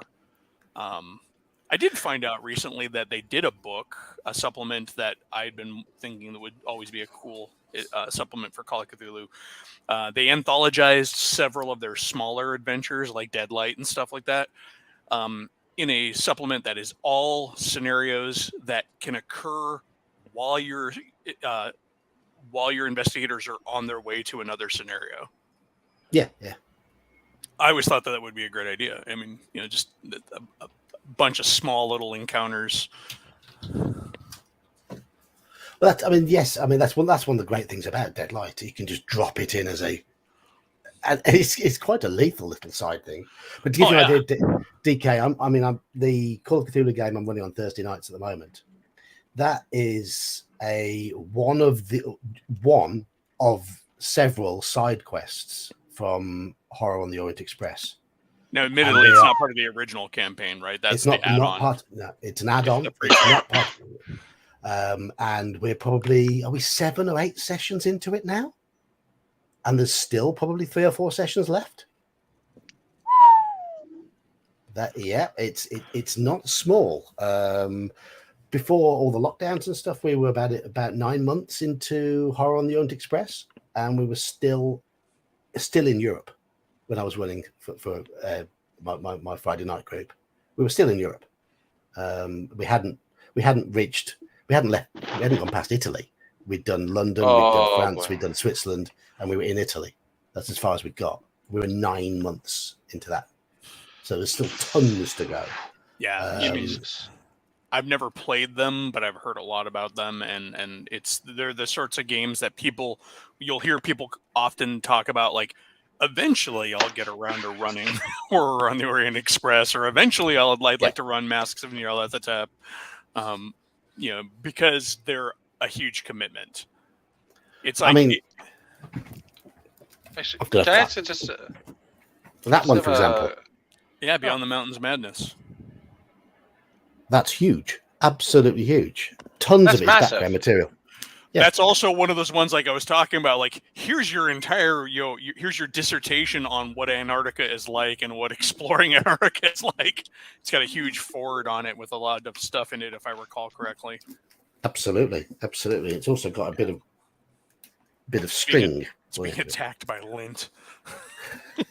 But no, I've never run that. And it scares me. The idea of running it scares me because it's massive. The lint of Nyarlathotep. Absolutely. No, I do have a question though. I'm half tempted to pick up.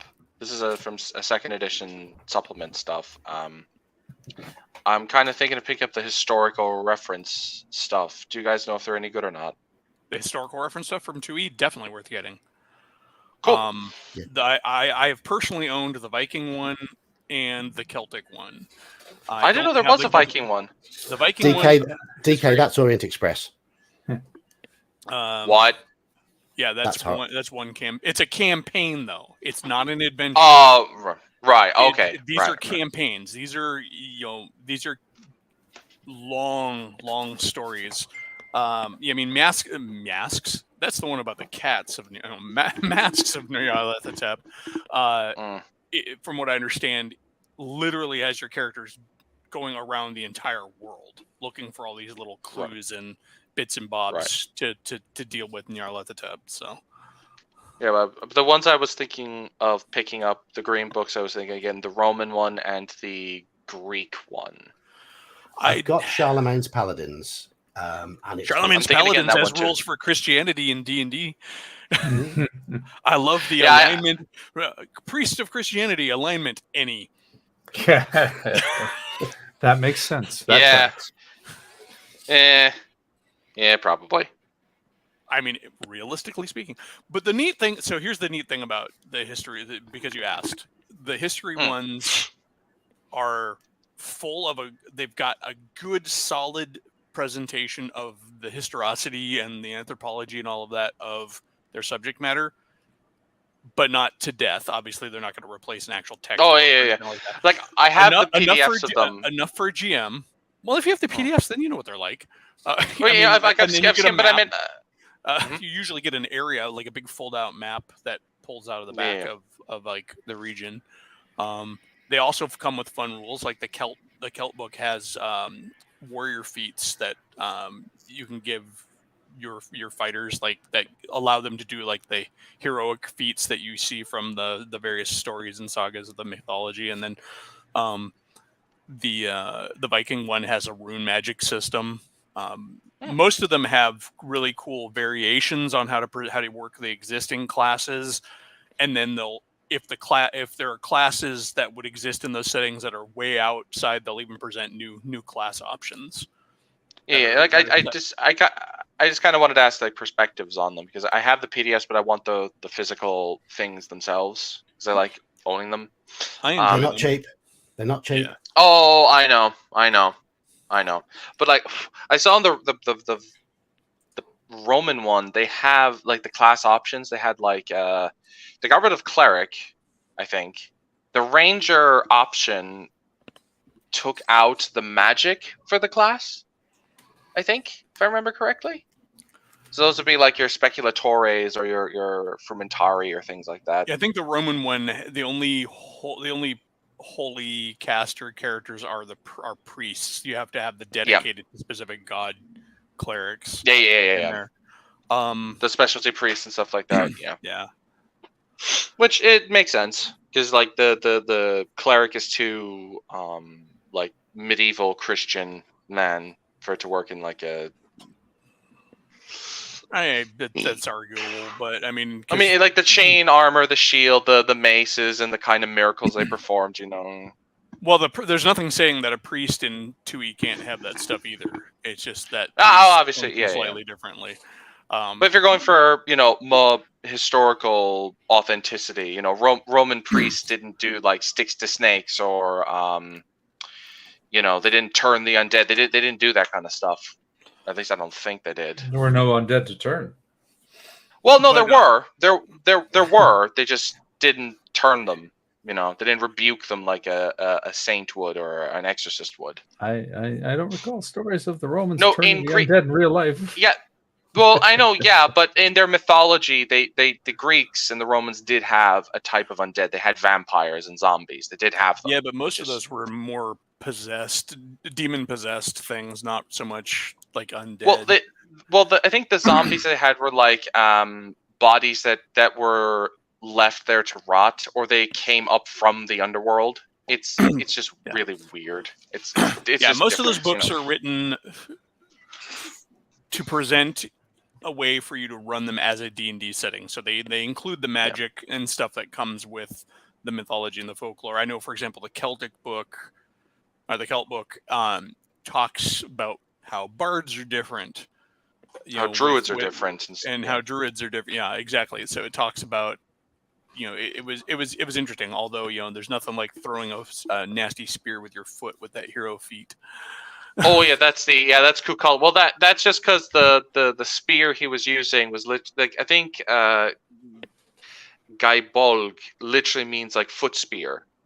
Well, yeah, but they've they've included that. Is my point. They've also got the salmon leap and like the ability to use the shield rim attack, where you sharpen up the edges of your shield and can use it to attack. And stuff. Yeah, nice.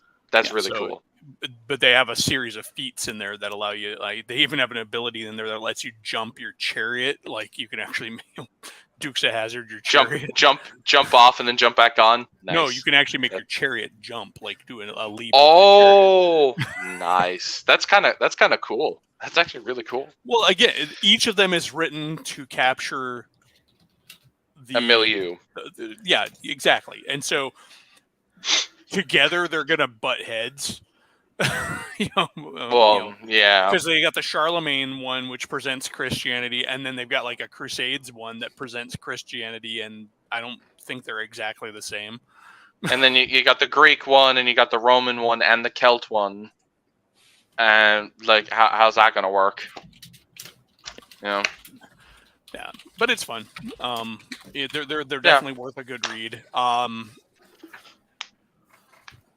But yeah, because I'm thinking of picking those up and maybe a copy of Amber Diceless, because I might be playing in that soon. So I could never get around to Amber Diceless. I remember when it came out, and I'm like, why am I going to buy an RPG if it doesn't use dice? Because that's just I can do that on my own. That's called making believe. So I think they have like rules for adjudication, like how like power levels work. Is it you spend, because I played in Lords of Olympus, which is a Greek spin on the Amber Dice system. I'm sure they've worked it out. I'm just saying, like, I always bounced off of it because my brain at the time when it came out was like, diceless role playing game. How the hell does that work? Yeah, I'm thinking, I'm trying to run a Lords of Olympus game soon in the near future, and I'm trying to get through it. I'm like, how the hell am I going to adjudicate combat? Like, how am I going to do this? Because it's like, how do I arbitrate the difference between Olympian level might and say low numbered might? Like, low numbered is higher, but like, what does that mean? It's all about the DM sitting behind the screen. I'm thinking about a number between 1 and 100. I was going to say, think of a number. Think of a number. What number? What number? What number? DK? What number am I thinking? 7. You're wrong. Well, damn it! I should have said 8. Damn it. Well, I mean, honestly, you can go all the way back to the early days of D&D, and they're talking about, like, because they didn't even have, like, the full fleshed out sets of dice yet. They're like, you can use these, like, little chits in a cup, or, Or like Arneson would just say, and I'm bringing up like Arneson because I got finally my copy of Tonnesburg, the dungeon, arrived today, and I'm so happy. Been waiting for so long for it. Apparently, according to like Matt Finch, he did a live stream when he was pimping his new version of Swords and Wizardry. That Arneson, when you did a saving throw versus lightning bolt, he would ask you, "What do you do?" And if you took too long, you just failed and you got hit by the lightning bolt. No dice roll, no nothing. He just said, "What? Like, do you like the correct answer is I dodge out of the way or I duck down." And if you didn't say it fast enough, you got blasted by the lightning bolt. So, a bit harsh, but not a fan of that one because that one assumes that everybody plays and processes at the same speed. So. Oh yeah. No, I wouldn't use it at all either. That's why I use the dice. But like, it's a way to do it. I don't think it's the best way to do it. But well, I know, for example, in American prisons where they don't allow dice because of gambling, where they play D&D still in their cells, they will use paper cups with numbers on pieces of paper. Oh yeah, because they can't gamble and they can't draw out their maps or anything. Yeah, so they're often not allowed cards or anything like that. I mean, there's a lot of ingenuity there, and there are prison game clubs, but like, you can only use the dice while you're in the club. we have a vote here for Amber Diceless. Like I've played Lords of Olympus is just Pundit took the concept of Amber Diceless and made it Greek myth instead, and that's why I wanted it. Because I like stuff that's Greek oriented. Like if I were to encounter it today, I probably would be like, this is intriguing, but not back then when I first. Oh yeah. Like even I'm still trying to wrap my head around it. Open on I mean, you just got to look at my shelf and my war game shelf, for example. I'm working. I mentioned I was working on a set of rules for myself, and I've got pulling off books. I'm like, how did this system handle this situation? Okay, how did this system handle this situation? Seeing different. Nowadays, I would buy it just to see how they did it. If nothing. Whoever else, had the best warfare. Yeah, that's kind of the annoying thing about because there's 4 stats in the game. At least, yeah. There's a mental stat, a physical stat, an endurance stat, and a warfare stat. So warfare is basically essentially how you do combat. And if your warfare stat is just above everyone else, you'll just basically blow everyone out of the water. It's an OP stat. Well, it's one of the strongest stats in the game.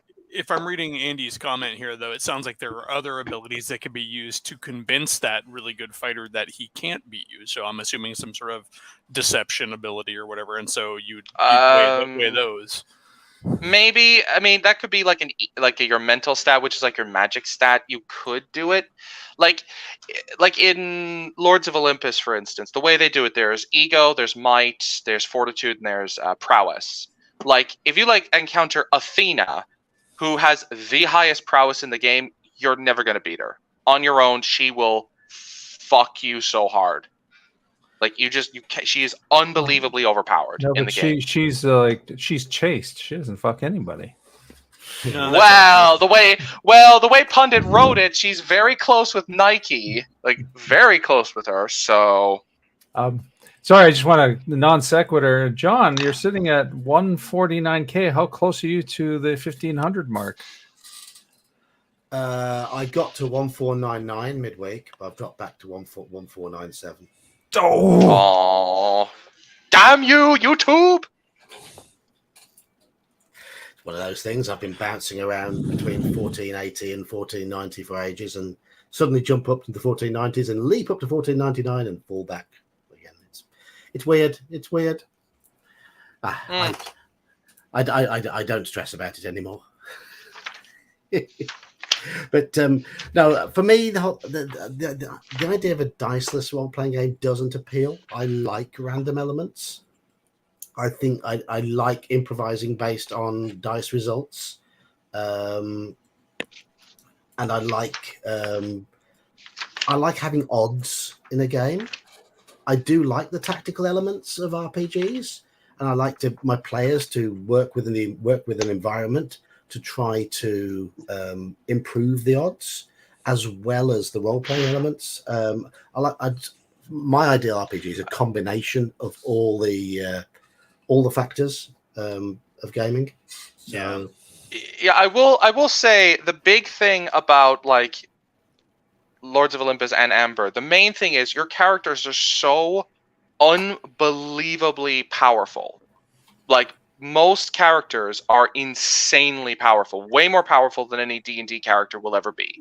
Yeah, because that puts me off. That does put me off. But the reason the reason that what makes it appealing is not that, like, yes, you can die, but it's hard. But what the appeal of it is that there are people who are conspiring against your plans. Time is what's running against you. Basically, these creatures who have eternity, their plans can fuck up entirely if they make the wrong move, because other people are set against them, be it NPCs or PCs. Like, that's kind of the main thing about these kind of games. That's the same with any game, though. Yeah, they're in Amber. They're extremely powerful, but so is everybody else. So yeah, your default power level is way up there, and everybody else is down below. Yeah, that's the big thing as well. You bid for your stats. You have a set amount of points, and whoever gets, like, say I want to bid, say 10 points for my strength, and someone bids 12. Well, they have higher strength. Like, that you bid for your powers and you bid for your stats. That's the kind of the random element from it. Which is really weird. It's really weird. Well, I think you're actually seeing there, considering how long ago that system came out. You're looking at probably one of the earliest examples of the collaborative gameplay storytelling style of game. Yeah, where there is a lot of that round robin cooperative decision making on how the game will be played, what the world's going to look like when we start playing, kind of a thing. Yeah. would put me off. That would put me off too, having to immediately start the game by having to be reliant on other people for what my concept is. For a character. Yeah. Assuming I'm in a game where concept is a I mean, thing. I mean, it's kind of like, in a way, look at like Paranoia kind of does have you bid, but you just it's a lot more hostile. Like Paranoia whereas you're just does bidding it for effect, though. Yeah, Not as part of the system. Yeah. Because Paranoia, oh, go ahead. Oh yeah, they're all your family members. I don't think he means, but I think he's comparing it to having the guy next to you fill out the next stat, or you get a bonus, you get a penalty. I've not played any version of Paranoia that's got that. Yeah, there's a new version of like, I guess maybe it's in the newest version with Mongoose, where you're like, okay, what stat do you have a bonus in? And you're like, I have a bonus in such and such, or such and such. You're like, okay, well, cool. Well, because of that, he now has a penalty for the equal amount on, and they go, right. Yeah. I mean, that I play second edition Paranoia, where you roll randomly for your stats. And Mongoose has. You might want to actually look in the Mongoose one. You might actually enjoy it because, and if you want to see what it's like, check out Seth Skorkowski's video on it. He does a good review. Because they really ramp up the paranoia by instantly making the character generation all about screwing the other players, everyone else during character generation. You're like, okay, I want a +2 in strength. All right, well, George is going to get a -2 in strength. And you're wait, like, what? Okay. And then it immediately goes to, okay, George, what would you like to have a bonus in? And he's like, okay. So they have this weird kind of, and then once you have all your stats figured out, you hand your character sheet to the guy to your left, and he does your skill allocations. So they really have this super crazy character generation, which the politicking has already begun. Even though I've never played Paranoia, hearing you talk about it and listening to that character, I'm like, oh man, that would just ramp up. That would be crazy fun because everybody's just from the get-go screwing everybody, trying to kill it. Yeah, it's already gone full 1984. The game hasn't even started yet. By the time you get your character sheet back, it's like, well, thanks, guys. Thanks, you. And I kind of want to be primed to want to get revenge. I'm kind of probably one of the people who would be like, and you get a +2, and you get a +1, and you get a +3. Yeah, but no, it sounds interesting. That's the Mongoose version of Paranoia. I've only played the West End Games one from way back.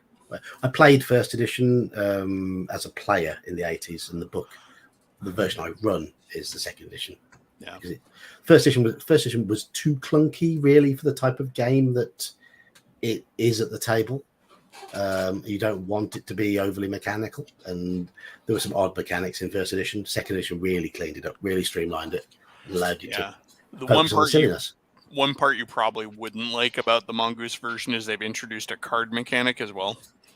So there are like random event cards that you can play. So,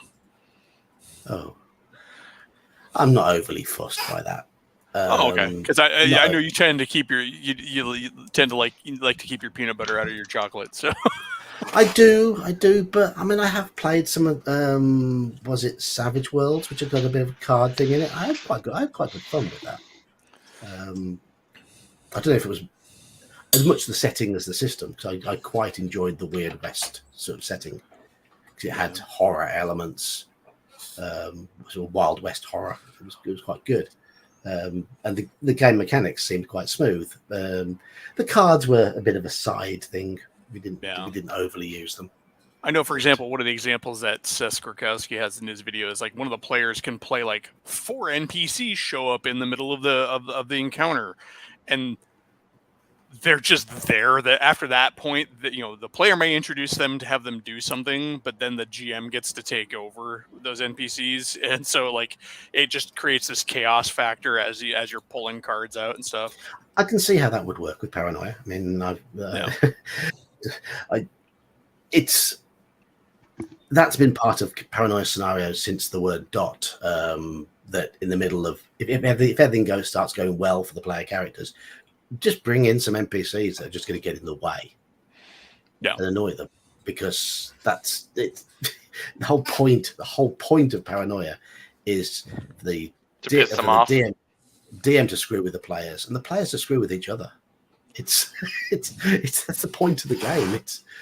I do find it the Paranoia Gamma World idea, crossover idea, to be amusing. There was an article written like, what you could just drop Paranoia into the middle of Gamma World as like they shut themselves in because the apocalypse that is Gamma World took place. So you either play Paranoia characters who end up getting out eventually and having to deal with the Gamma World, or even better, you have a bunch of outsiders from Gamma World find the Paranoia habitat, and they're like, what the hell is this? They have to fight against friend computer. They have to prove that friend computer is all the jobs that are in there, because within the Gamma World setting there are what they call the what are they? The secret organizations, that basically the various brotherhoods. Can't remember the name. They secret societies.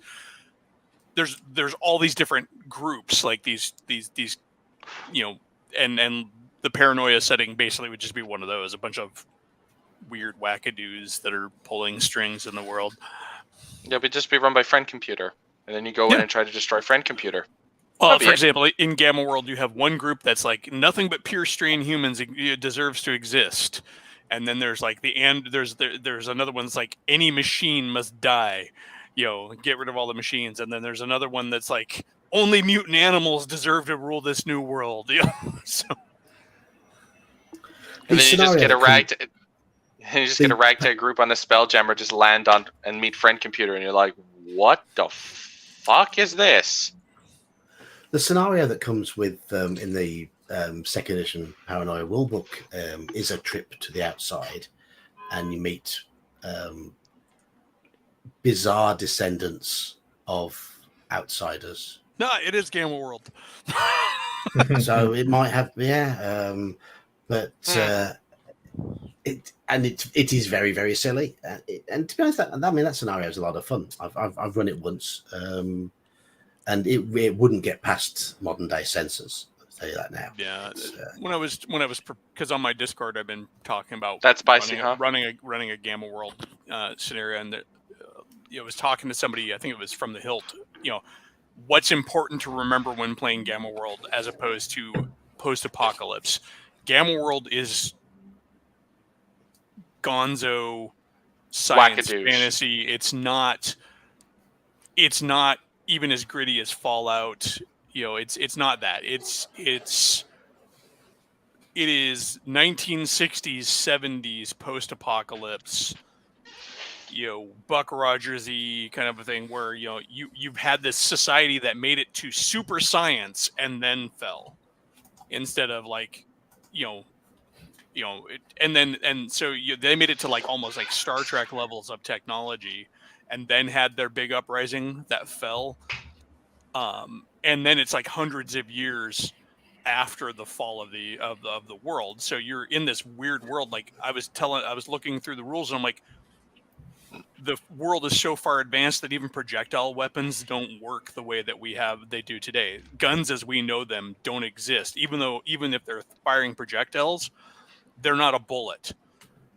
They're a gun with a chemical with a hydrogen pack that provides the propellant that shoots solid metal slugs. So you're like, you're not going to find an M16, and it's a weird type of a setting. But it's also the type of setting where some of the technology is almost magic level. Like they've got healing packs that are like in Star Trek, where you're like, and it like cures you, right? But a lot of that future tech doesn't like non-humans. So pure strain humans have the advantage of like all the androids and all the computers that are around recognize pure strain humans as being legit. But like an altered human or a mutant who comes up, there's like, computer, give me some food. It's like, no, you're not right. No. And then a lot of the robots would be like, must kill non-human. But even the healing pack has a reduced effect the further away from human you are, because it's designed for humans. It's like, I don't know how to cure a half plant, half aardvark mutant. Curing such creatures is aardvark. Exactly. But yeah, and that's what Hey. makes it weird. The game is just crazy. You're going around scavenging and scrounging stuff, and it's also, if you go to the older editions, it's got one of those crazy kooky figure out the technology charts that can end up blowing your character up. But no, it's a fun game, but you definitely have to leave these preconceptions of gritty futuristic survival. No, it's not like that, because you might run into a rabbit whose mutant power is to turn all metal into rubber. Funny you mentioned rabbits. Somebody walked past our shop today with a baby pushchair with a pet rabbit in it. Like you do. As one does. Oh, okay. Hello again, Halakar. You've returned. You've returned.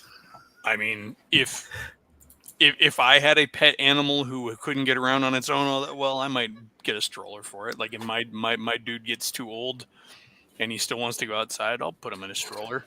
But a rabbit. If my wife would let me get that damn monkey I've been wanting for decades, then it'll definitely be in a stroller. But no, I cannot have a monkey. A rabbit. Yeah, I'm not allowed to have nice things. You don't take rabbits. You don't take rabbits out for a walk, do you? Like a dog on a lead. You can. I mean, they're house pets too. But oh, I just thought it was odd. And rabbits actually make pretty good house pets. No, Geek, you're not odd. You're not odd. That is the correct reaction to have. I am odd. I mean, we're all odd. And we play RPGs, for Christ's sake. Yes, we're oddballs, chat. We're oddballs. All of us are oddballs. Oh, Halakar's catching up with the votes. No, yep. Unfortunately, yes. Halakar, you are 50% correct. Unfortunately. Yeah, no known paladins. It's only 50% correct because the other option was also 50% correct, which was no known paladins. Yeah, I saved that one for the end because it was just a silly vote. But yeah. So I mean, anything to fill our last 15 minutes with? Then anything to fill our last 15 minutes? I don't know. My brain is mush. My brain am termush. Gotta contemplate what I'm gonna cook when I'm done working. You said you had to contemplate. Yes, because that's exactly something somebody would say. Like I said, my brain is a little mush at the moment. I'm a little tired. And we have a nice selection. Pick whichever you like. We have reached delirium. Woohoo! You have. Yes, Daniel. Yeah, Andy, I was thinking the same thing. Yes, your daughter has a 25-pound rabbit stew at her mother's house. No, a rabbit that big probably be way too gamey, too tough. I've only ever eaten rabbit once in my life, and that was weird thing I find out about. I've had a rabbit once, and that was on an airplane when I got bumped up to first class. I was a kid too, and they're like, "What would you like?" And I'm looking over the menu. I'm like, "They have rabbit. I'm gonna eat the grossest sounding thing on here." And I'm like, "Wait, rabbit's good." Yeah. Did you have him with some potatoes? I have no idea, dude. I was like 12. There's only one way to eat a brace of conies.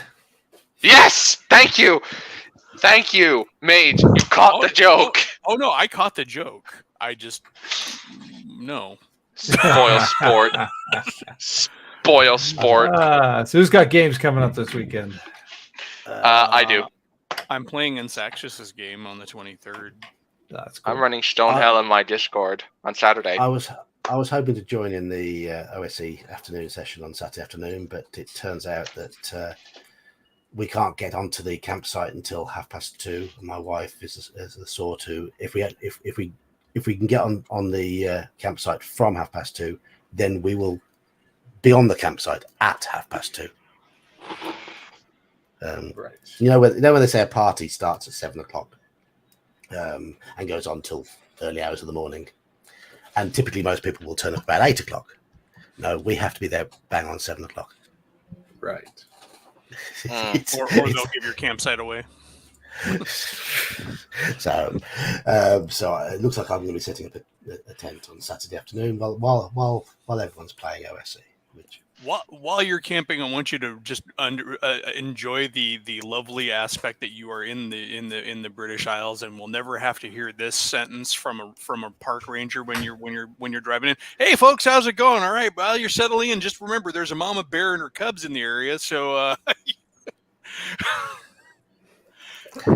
I'm Spend an glad entire 5-day camping trip going, what was that? Every time something snaps in the woods. I'm quite glad of that. We've got a nice campsite we're going to with all woodland walks. But see, the English did the smart thing, and they hunted all the wolves and bears to extinction. It's not a smart thing. Bite your tongue. Yeah. No, I know America. I know Americans require wolves for the Yellowstone, but we're not in the Yellowstone, and wolves are It's not that we require them. I mean, yes, they did Yellowstone a solid, but I know the state that I moved out of, Washington, there was a big uproar that they were getting ready to reintroduce grizzlies to the Cascade Range. My friend is funny. Why? What is hilarious, and I got to get all kind of snarky with some of my friends. I have all these friends who were like super outdoorsy, love the wilderness. Look at these, Instagram photos of this camping trip I did. Blah blah blah blah blah. And then they were like, "We're gonna put bears in your mountain." They're like, "Yee! No bears!" No, I'm like, "What happened to loving wilderness? The bears belong there. That's where they're from. You love the wilderness, right?" They're like, "But not bears." I'm like, "Okay." But see, I am able to take the based opinion, and I think man should conquer nature and wipe out all the things that are going to kill them. No. Did you see that time lapse that someone did of when they reintroduced wolves into a region? And yeah, it was Yellowstone. Yeah, it was Yellowstone. Yeah, Yellowstone. And it completely adjusted the flow of the rivers because the wolves. Took out the overpopulation of deer, which allowed. That's why I said Yellowstone. That's why I made reference to why. Yeah. I'm not saying that the wolves didn't do Yellowstone any good, but it's not like the ecosystem of the British Isles seems to be doing fine without wolves. It seems to be doing just fine. So I'm of the opinion that yes. I mean, it's kind of. I mean, really, all you need is basic lawn care to take care of the British Isles. Yes. See, that's why living here is great, and living in America is very dangerous. But you know why it's like that? Because y'all cut down all the trees and killed all the animals. All you can manage is lawn grass. No. No. If you've been to Ireland, there's bogs and there's mountains, there's forests and there's trees, and it's wonderful here. And we don't have bears. Lawns that get flooded. There's potatoes. No, that's swamps. Bogs are different. Bogs are where we get our turf, and we cut those down and turn it into fire. It's great. It smells wonderful, and it feels great in the hands, and it's beautiful. I love my country. I love my country. Those too. Probably more of them than you do. Yeah, but ours are better. It's a quality issue, Elf, not a quantity issue. Okay. Do you have a real mountain? Yes. And unlike you, we don't get heart attacks from climbing them because they're small. They're just right. It's not real. Then it's not a mountain. I remember going to Maine and I'm like visiting with some friends and like, oh, and here's this mountain. I'm like, where? Like, yeah. I'm like, what? Dude, I'm just gonna say, no one has ever died climbing an Irish. There's like this X elevation. I'm like, that's a foothill. Dude, I'm just saying, nobody's ever died climbing an Irish mountain. If you need gas tanks to go up Mount Everest, why fucking bother, dude? Because it's just gonna kill you. They literally abandon people. There's a middle ground between Everest and a bump in your lawn. I come from a state, of course, where there's common parlance is, oh, hey, look, the mountain's out today because we can see. I'm just saying, Americans like to conflate bigger with better. Okay, that's because you guys. In some cases, better is just better, dude. We have better mountains. Don't. Yeah, but see, the great thing about our mountains is when I get to the top. when I get to the top of my mountains, I look on the most beautiful country on the planet. When you get to the top of your mountains, you look at America. You can't see Canada from the top of Irish mountains. I was referring to Ireland, you numpty. Well, Ireland? Greatest country. Yes, it's the greatest country on God's green earth. It's called the Emerald Isles. God's green earth, the Emerald Isles. Obviously. God separated it from the rest of the mainland for a reason. It's because Nobody wanted the Irish. Because they couldn't handle. Because in order for an Irishman to find his equal, an Irishman is forced to talk to God. No, he tried to drown you all. I'm the last guy No, to I see didn't. America, but I'll take a variety of terrain over one. Yeah, but terrain most of the any day. Yeah, Over we have variety. Front yard posing as an island. An entire country that's just a really advanced golf course. Oh, fuck off, Mr. Gobi Desert. Got your water You're- hazards. You have shitty cities and desert. That's all you've got. And both of those, I would rather, if that was just planet Earth, I'd rather God just throw a stone at the planet and be done with I'm it. sorry, what the fuck America have you been to? Yeah. It sounds like he's just been to Nevada, basically. There. Yeah.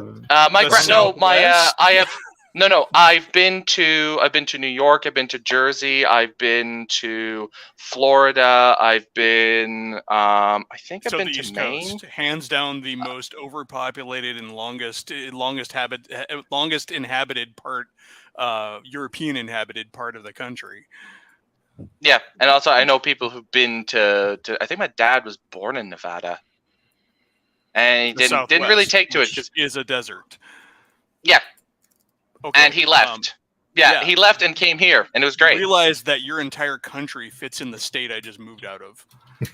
Yeah, that's great. Again, you keep conflating bigger with No, better. no, what It's I'm a saying quality issue, what I'm not saying a is quantity The issue. sampling that you have of the country is so small. You can't, So DK, That is all I need to know. Go all I back to need the to know. United States, take a road trip from coast to coast, and then come back. And But tell you us know all what about the problem is? I'd only be going to a handful of places. If you're gonna say I need to see the whole country to make my evaluation, right? I'm only going to be visiting a handful of spots anyway for a handful of hours. You That's go to still not a good sample. You drive See you coast to in- coast, you'll get a good sampling of the topography and See you in 20 No. years, DK. Yeah, 20 years. That's being very generous, Geek. It'd probably take me 200 years, and I still wouldn't get it all.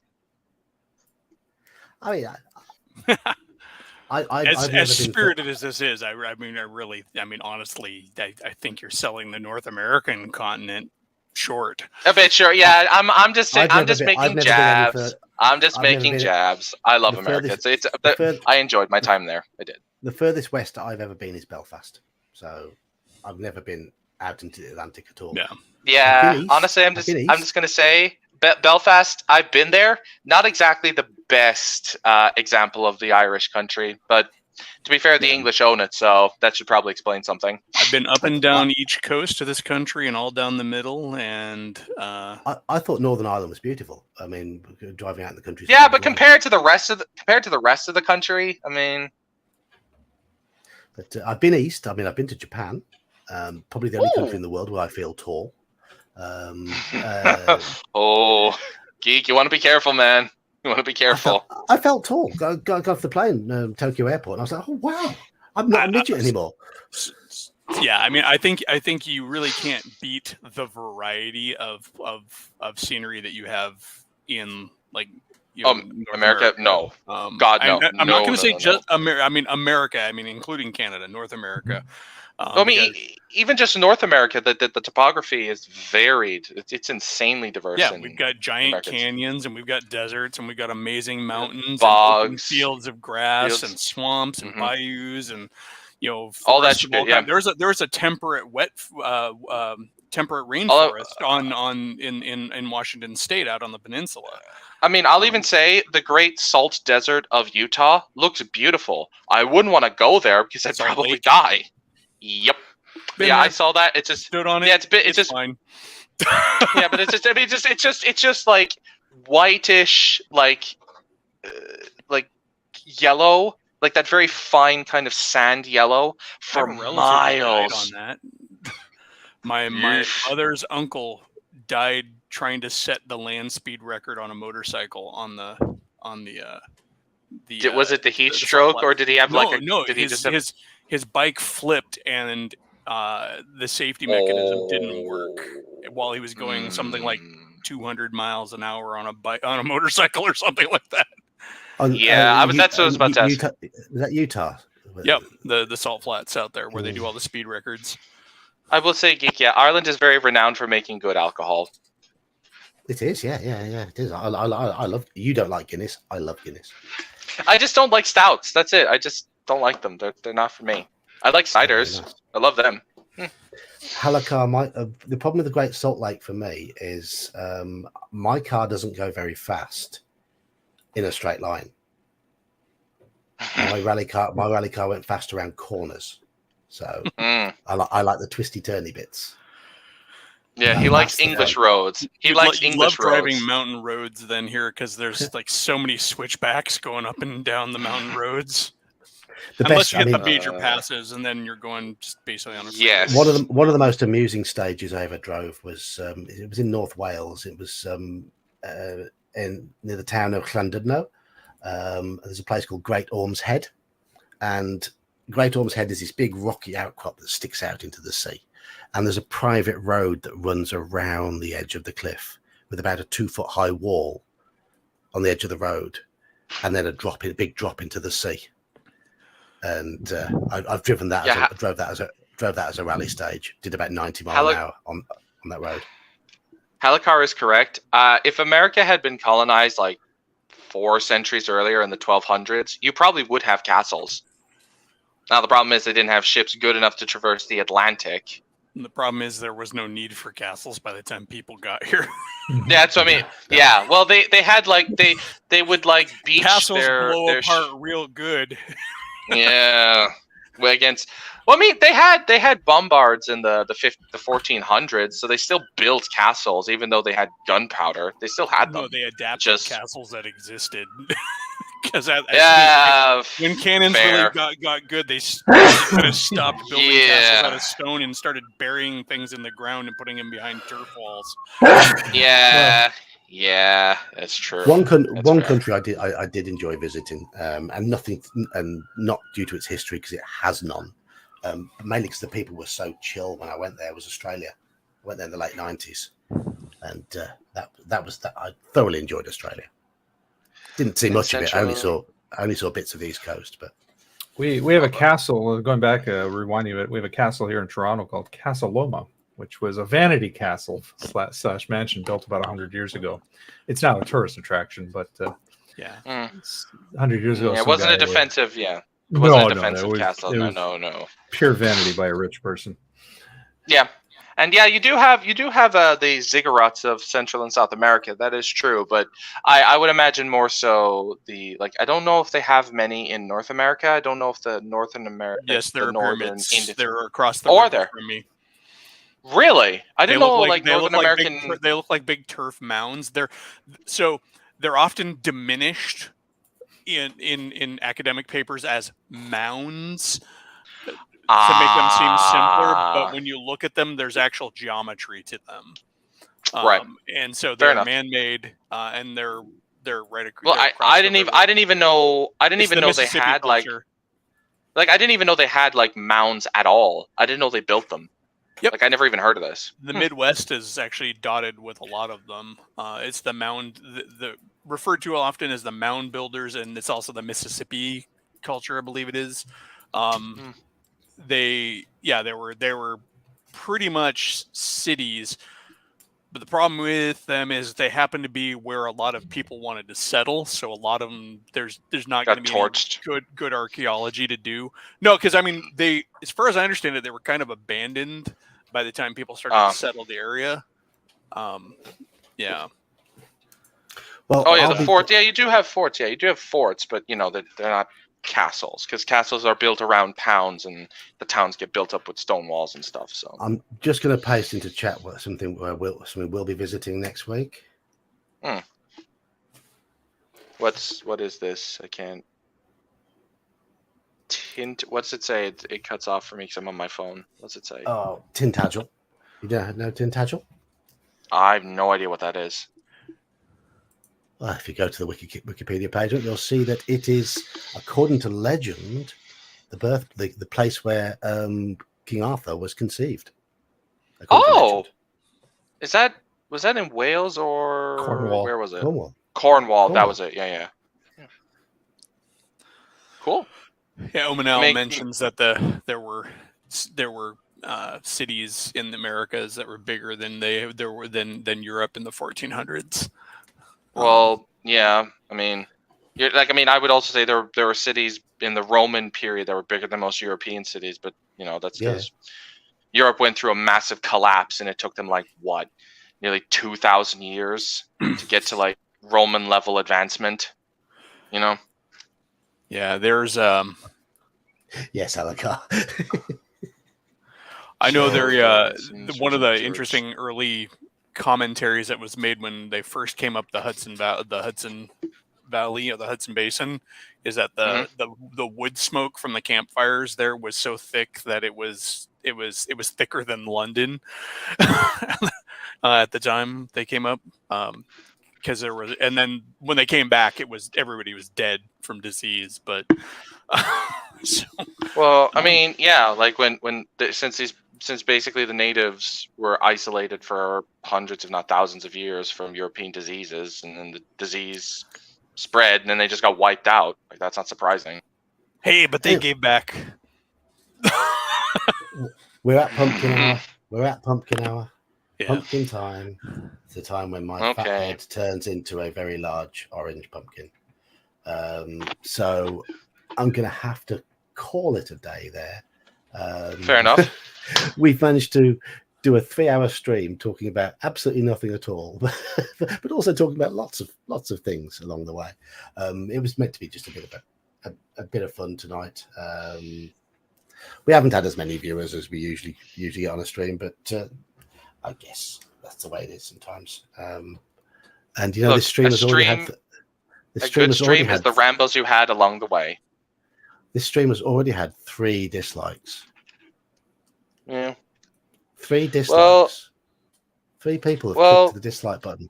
They don't like us. Well, Well, they have 13 likes. Focus on the positives.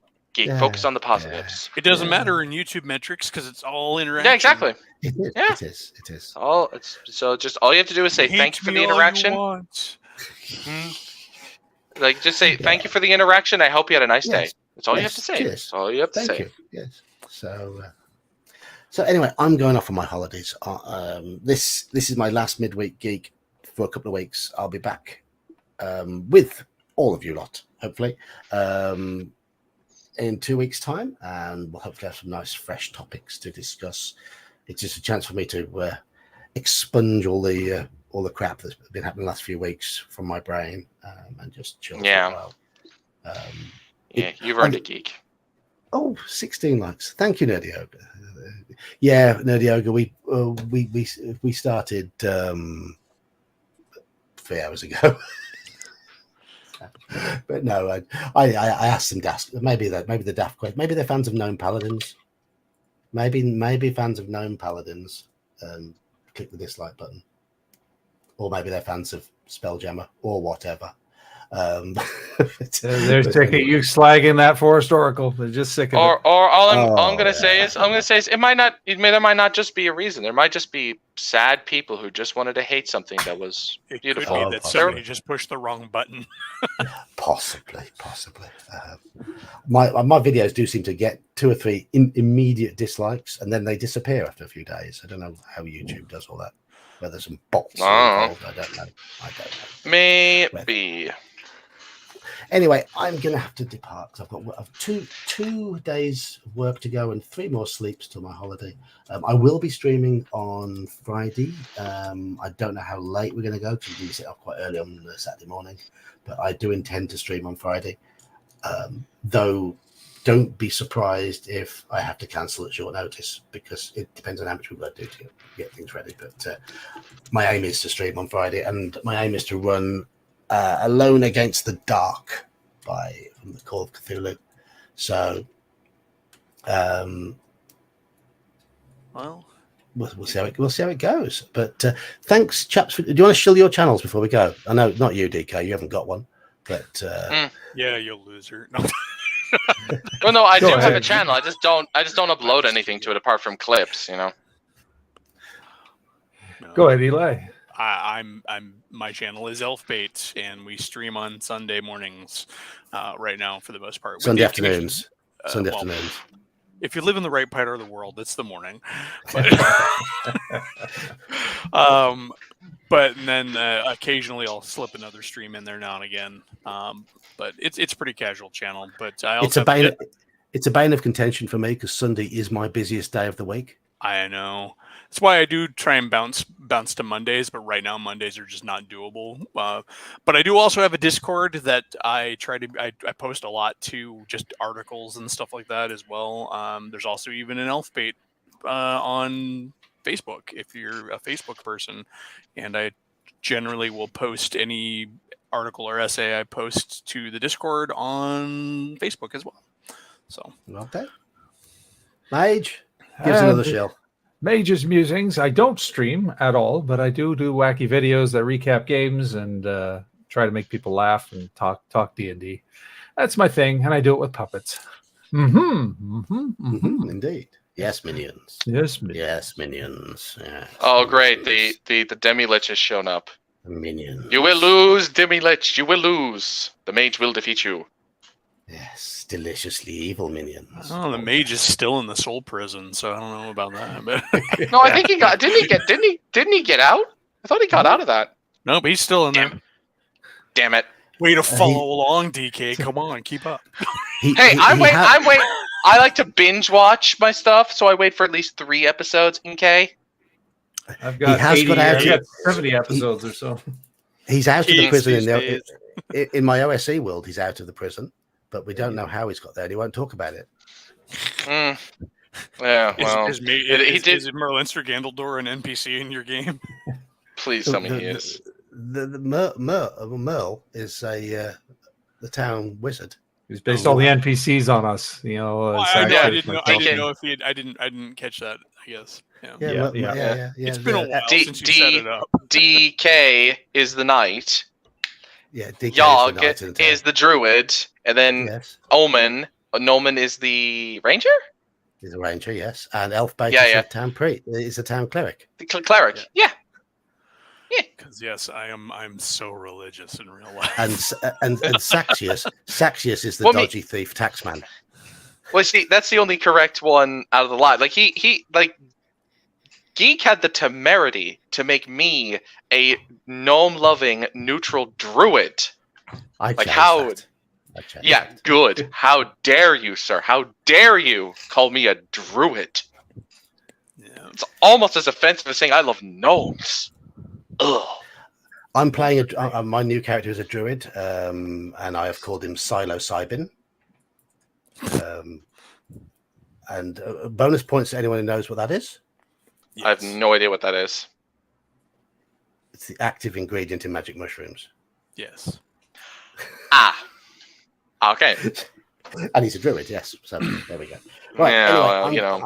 I'm going to bring this to a close. Thank you, everyone in chat, for joining in. We had some silly votes. If you want to see what the silly votes were about, they're not serious by any stretch of the imagination. It was just to try and get people talking. Hope you've all enjoyed it. I'm going away for a week on this weekend, and I won't be back till the Saturday afterwards. And I'm Don't looking let forward the to it. cryptids get you. No. Mm. No. Or Right. the Anyway. tinkers. All right. I'm going to get off anyway. Cheers. Good all. night, everyone. Letter Yeah. folks. Bye.